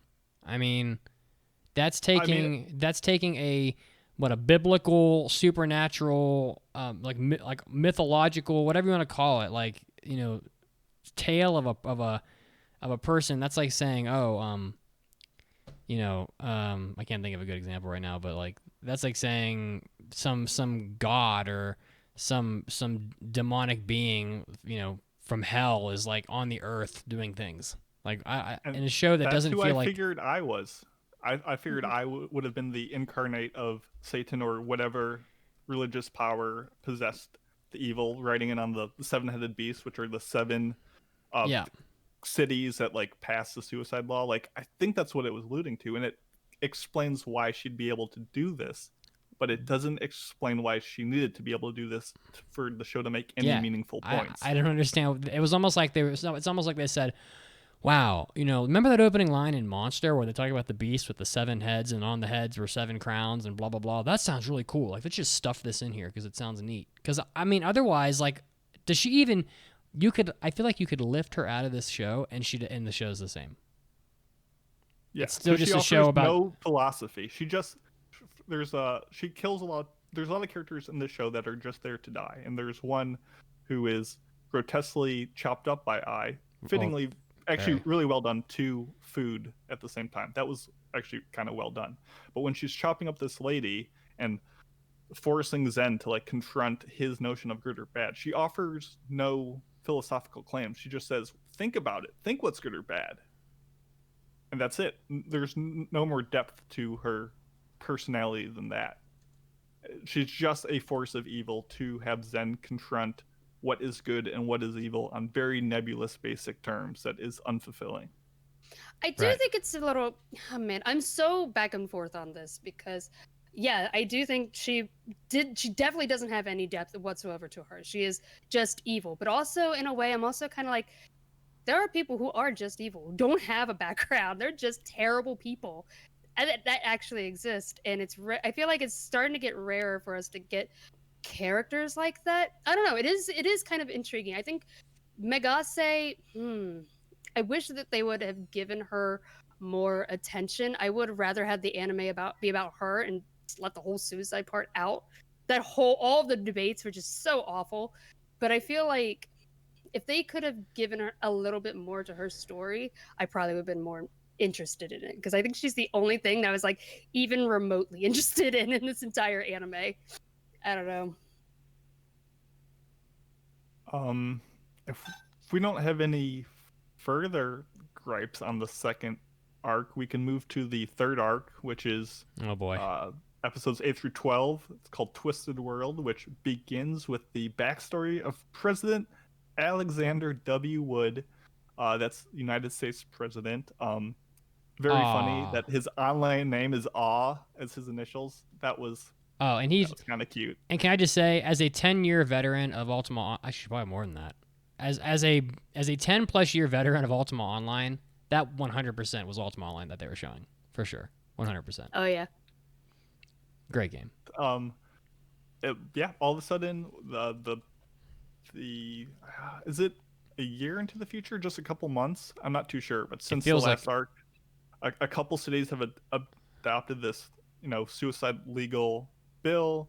There's debates within the U.S. about what they should do about it. Within the global UN, there's discussion. I will say I live right next to Hartford, the city that is claimed to have the legal thing in the show, and they actually were really accurate about it. Essentially, it being a very insurance-based city that's pretty small. There's not a lot of people that live there, but a lot of people that work there. I'm like, this is the one thing they did their research on. They went to the Hartford Wikipedia page and spend all their time on that rather than writing a philosophical concept. Well done. But yeah, so besides some food to murder preparation and research on Hartford, there wasn't too much else. But essentially, long story short, the UN gathers to have a debate over what they want to do about the suicide legal bill. At the same time,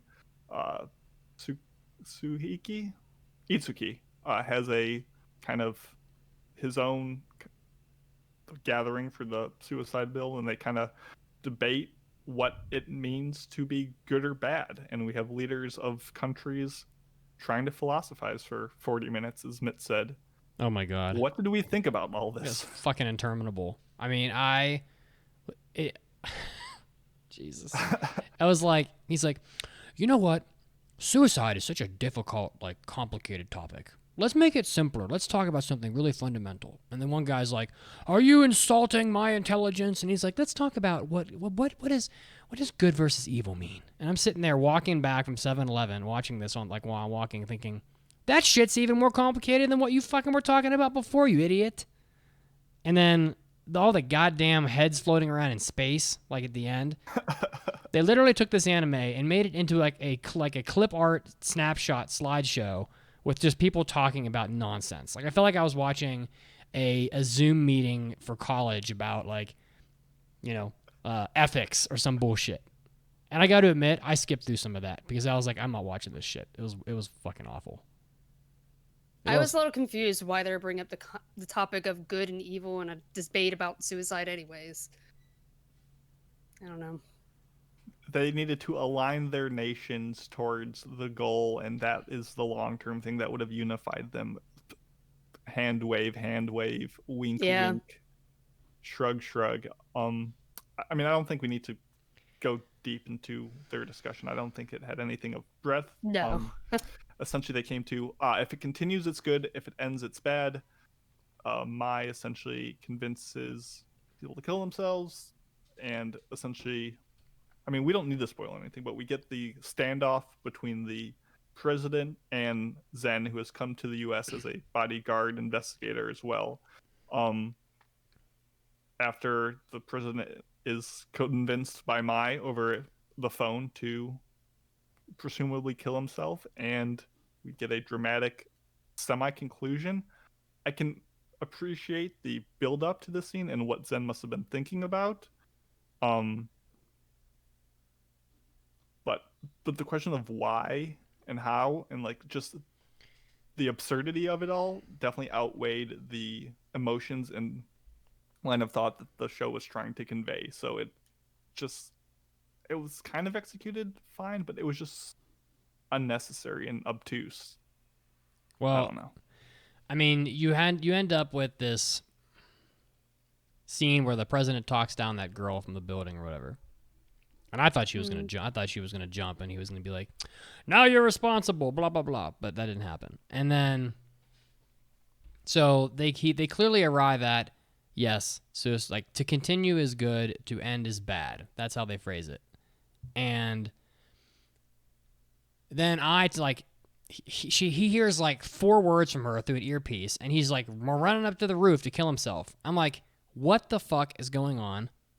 Yeah. I don't understand this. Like, he just figured out in his mind what good and bad was, and now he just like flip-flops because of an utterance from this girl who has no clear definition as to who or what she is at this point. And then the ending is just awful. Like that last moment with the standoff with the guns, quote unquote. And I was like, this is just, oh my god, it was awful. I showed my girlfriend the last 4 minutes, and she was like, I don't really get it. What the fuck happened? And I was like, well, we don't really know what happened at the end there because they don't show you. And she's like, well, yeah, you do. It was pretty clear. And I'm like, no, you don't, because that guy could have shot himself at the end. And I was just like, wow. Like, it's probably one of the worst last 5 to 10 minutes of an anime I've seen in a long, long time. It was really bad.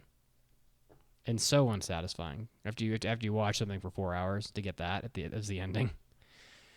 Oh. Yeah, Zen was a main character, and I feel like we haven't mentioned anything about Zen because there's nothing to mention. He's just a blank slate character. I don't know. Like, I felt like there's nothing remarkable about him or interesting whatsoever. And the ending, it felt like they had no idea how to end it and was just very hasty. Kind of like Just just like close it Kato, the up. last thing that this guy wrote. Yeah. I will say they spent way more time on the kanji in Zen's name, more than talking about Zen himself. Like his name was always more interesting than who he was. I didn't mind the ending. I can appreciate the situation he was put in by having to kill someone. An action we can all say is probably pretty evil. Having to kill someone for the sake of saving a nation or saving the world from the quote unquote threat of suicide.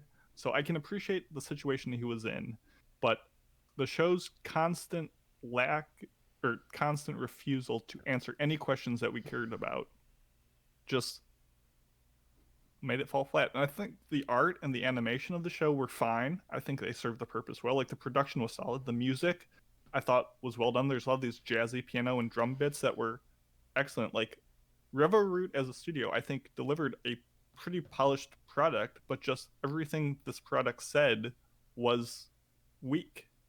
Yeah. And it just seemed like a waste. So I'm almost not even mad that they didn't answer questions, because I knew if they did come up with a answer to stuff, it would have just been as, I don't know, just lackluster as everything else before it. So I'm like, you know what? This show's going to make me think about things. I can appreciate it for that and not much more. I think the most enjoyable part of the show was the 10 minutes of Alexander's backstory.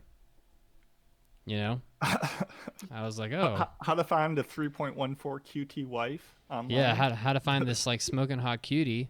And then, like, it's almost like a romance. And I'm like, okay, well, at least this, like, you know, at least something's happening here. And it's not just this, like, you know, game that they're playing with the viewer about, you know. You know, I think the anime could have ended better if I think maybe they should have decided finally what good and bad is, and then decided to enact laws based on that decision. Like, I don't know. Like, I feel like that's what they were driving towards the whole show. I mean, ultimately, at the end, they don't do shit. Like, okay, you decided suicide's wrong or whatever, and then so make a law or something, or show people. I don't fucking know. To Mandy's point, like, this would have been so much better, I think, and I think you guys would agree if they were like, oh, okay, suicide's wrong, and then they show them rolling out like social programs to help people or something. I feel like that was like the better way to end the show. Like, at least come up with an action as a result of what you decided, you know. But instead, nothing. It was just nothing at all. I don't know whatever they hope to achieve from this, they didn't achieve it. So, Hero, you 135 in the chat makes a point that I'm grateful for. Is I watched this back to back, marathoned it before this review. If I was watching this week to week, that would have been abysmal, and so even more unsatisfying, because you would have been waiting. Okay, now we're gonna get answers. And now it's over. Yeah, I watched it week to week. That would have likely been an even more frustrating watch. It's also important to mention that after the scene where Megasi cuts up Zen's partner, it went on hiatus. 7. Yep. Yeah, it went on hiatus for a long time. And so, I don't know, it was really frustrating. And I wonder if that had anything to do with the ending. And it could be just the novel's bad. I don't know. But I haven't read it myself. Maybe we ran out of money and had to speed it up and throw stuff together. I don't know. I'm not sure. I don't know. I will say that hiatus kind of makes sense within the context of the show, though, because that's when like the time skip happens and like things change. So you're coming back and you're like, what the heck? What did I come back? This is not the show I remember. But I don't know. Do we have anything else? No, nothing. Okay. Do we want to score this then? Mitts, lead us off. I mean, like I said, this show's biggest crime was that it was just boring. I mean, it was fucking boring. God. I mean, it was one of those shows that I binged basically over the course of maybe 4 days. And I didn't enjoy very much of it, you know. It's just I'm just not in it for the talking, you know, and then to like feel bad about the shit they're talking about. Like, like, you know what? I'm just not down. Like, I'm not really feeling it when I have to watch like a little kid crying about how his dad's gonna kill himself. Like, sorry, I'm just not watching anime for that. Like, I'm not trying to feel sad, on top of feeling bored by it. It just wasn't enjoyable at all. I mean, it made no sense, and it had no ending. So, honestly, oh my god. I mean, this anime is like so rough. What do I even get? What do I even?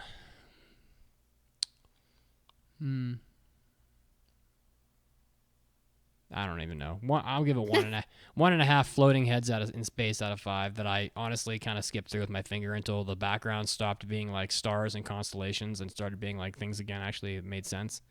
Out of 5. There you go. I like the Zoom virtual background. God, that was fucking terrible. Very fitting. Mandi, you wanna give it a shot? Yeah. So, man, I don't really know what else to really say about it. I thought they had a lot of interesting topics that could have been really fascinating to cover, but I felt like it was trying to do too much. There are too many topics in there, and none of them are given the attention or that they needed, and it felt like it was trying to be a lot smarter than it actually was. And man, it was such a huge disappointment because I felt like there are things in there that could have been really juicy. Suicide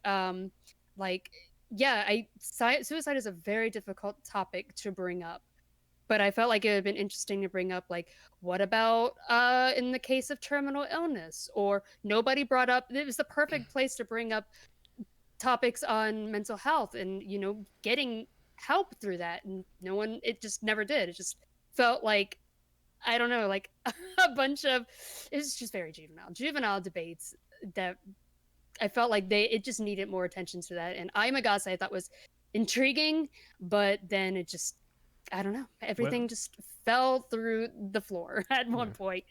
And so yeah, I do think it looked good, and there were some, at least in the first 3 episodes, I thought there were some interesting directing choices, but man, there's not really much here for me to really like. And this whole week I was saying, man, I'm gonna get alcohol for the Babylon review.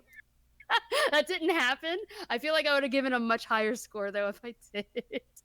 But yeah, I think I'm gonna give it trying to think of a funny thing to call it. I'll give it 1.5 Ultima Online accounts. I don't know what else to call it. I thought you were gonna call like sake bombs out of 5 or something. Sake bombs, yeah. That's what it needed. I feel like I would have given it a much higher score if I did bring out. Yeah, I think you guys said a lot of what I wanted to. The show was well produced. There was a lot of detective scenes when they were like running operations and investigating stuff that I thought was well done, and in another show would have been very fitting. But overall, this was a mystery show without a case. This was a villain without a cause. This was a philosophy show without any thought put into it. To sum it up in one word, it underdelivered at the beginning, and then it underdelivered again after I lowered the bar. I'm just gonna give it 1.5 chopping up humans to food montages out of 5. I think this is a lot of squandered potential, and it's a shame. This whole show is just a shame, and thinking about what it could have been I don't know. Yeah, I didn't watch Kato the Right Answer, but I also heard the same thing. I dropped Kato after like 3 episodes. I was really bored by it, but I heard a lot of people were really intrigued by the beginning, and it fell down south towards the end. So apparently it's the exact same thing that happened here. I don't know. Yeah. What did our listeners think of this? So yeah, on our listener poll, we got 16.7% gave it a 5, 16.7% gave it a 4, 41.7% gave it a 3, 16.7 a 2, and 8.3 a 1. So the average was a 3. And for for our listener score poll, that's actually pretty low. Normally, they sit around 4s, and the comments are funny too. Yeah, it was all over the place. The comments are from had a great first half and then tanked towards the end. Went off the rails after episode 3, and this person was also baffled that so many folks liked it, like Mason, in the first 3 episodes. And someone said the second half of the show doesn't exist. Yeah. Oh. Yeah, seems like a lot of people Pretty much, are around the same page. Yep. Yeah. It's about all she wrote. All right, guys. Well, next week we are going to be doing a review on Chihayafuru Season 3, which I think will probably, which in all likelihood will be far better. So we'll look forward to that next week. And we're going to finish up our impressions next week from Spring, Kaguya-sama Season 2, Fugo Keiji Olympia Kiklos, Yahari wa no Seishun Love Machigate whatever. That one, and Woodpecker Detective's Office, all coming up next week. One of those never came out. Yeah, great. So maybe we won't be doing that one. Actually, and there is one, and that pretty much wraps up everything from fall 2020 in our effort to get caught up, to be more up to pace. So that when spring 2020 ends, we will be able to review at least 2 of those shows immediately. So rather than making you wait like a month or so, you'll get to hear at least the top 2 like biggest titles reviewed, like boom, right away. The only other one left over from fall 2020 besides Chihayafuru is it's Ahiru no Sora, which is not concluded yet, and I will probably be reviewing that in like a bonus extra episode because it's long and, well, I don't want to put everybody through that. So I will take care of that one as an extra review. But other than that, we're getting caught up, and next week is our last installment of this of that effort. So thanks for bearing with us. Thank you guys for putting up with this onslaught of just impression review before we get back to regular main topics and maybe doing mailbags one day. We promise we still do them. We will do them. Please continue to write them in. We do enjoy them. I think we're going to do a mailbag episode probably as soon as we're done. Probably so too. Not next week, but the following week. So, yeah. Guys, thanks so much for listening. As always, you can find us on Twitch TV every Sunday at 5 p.m. We're on Facebook. We are on Twitter. You can tweet me at Pope Mitsugi. You can tweet Mandy at AAA_Mandy with an I, although I am thinking about changing it because that's a lot. So Mason. I'll let you know if we change it. Join me on my anime list on AniList, MAKLAX, MAKLAX. I have over 750 shows that I've given scores to. If you're ever like, what does Mason think about things? Go there and then just chat up on the Discord because that's where we all hang out. All right, guys. And again, the website is aaapodcast.com, so you can check that out. Get all the news and access to the Discord, etc. Guys, we'll see you next week. So everybody stay safe till then. We love you. Bye. Bye, guys. Bye-bye. Bye.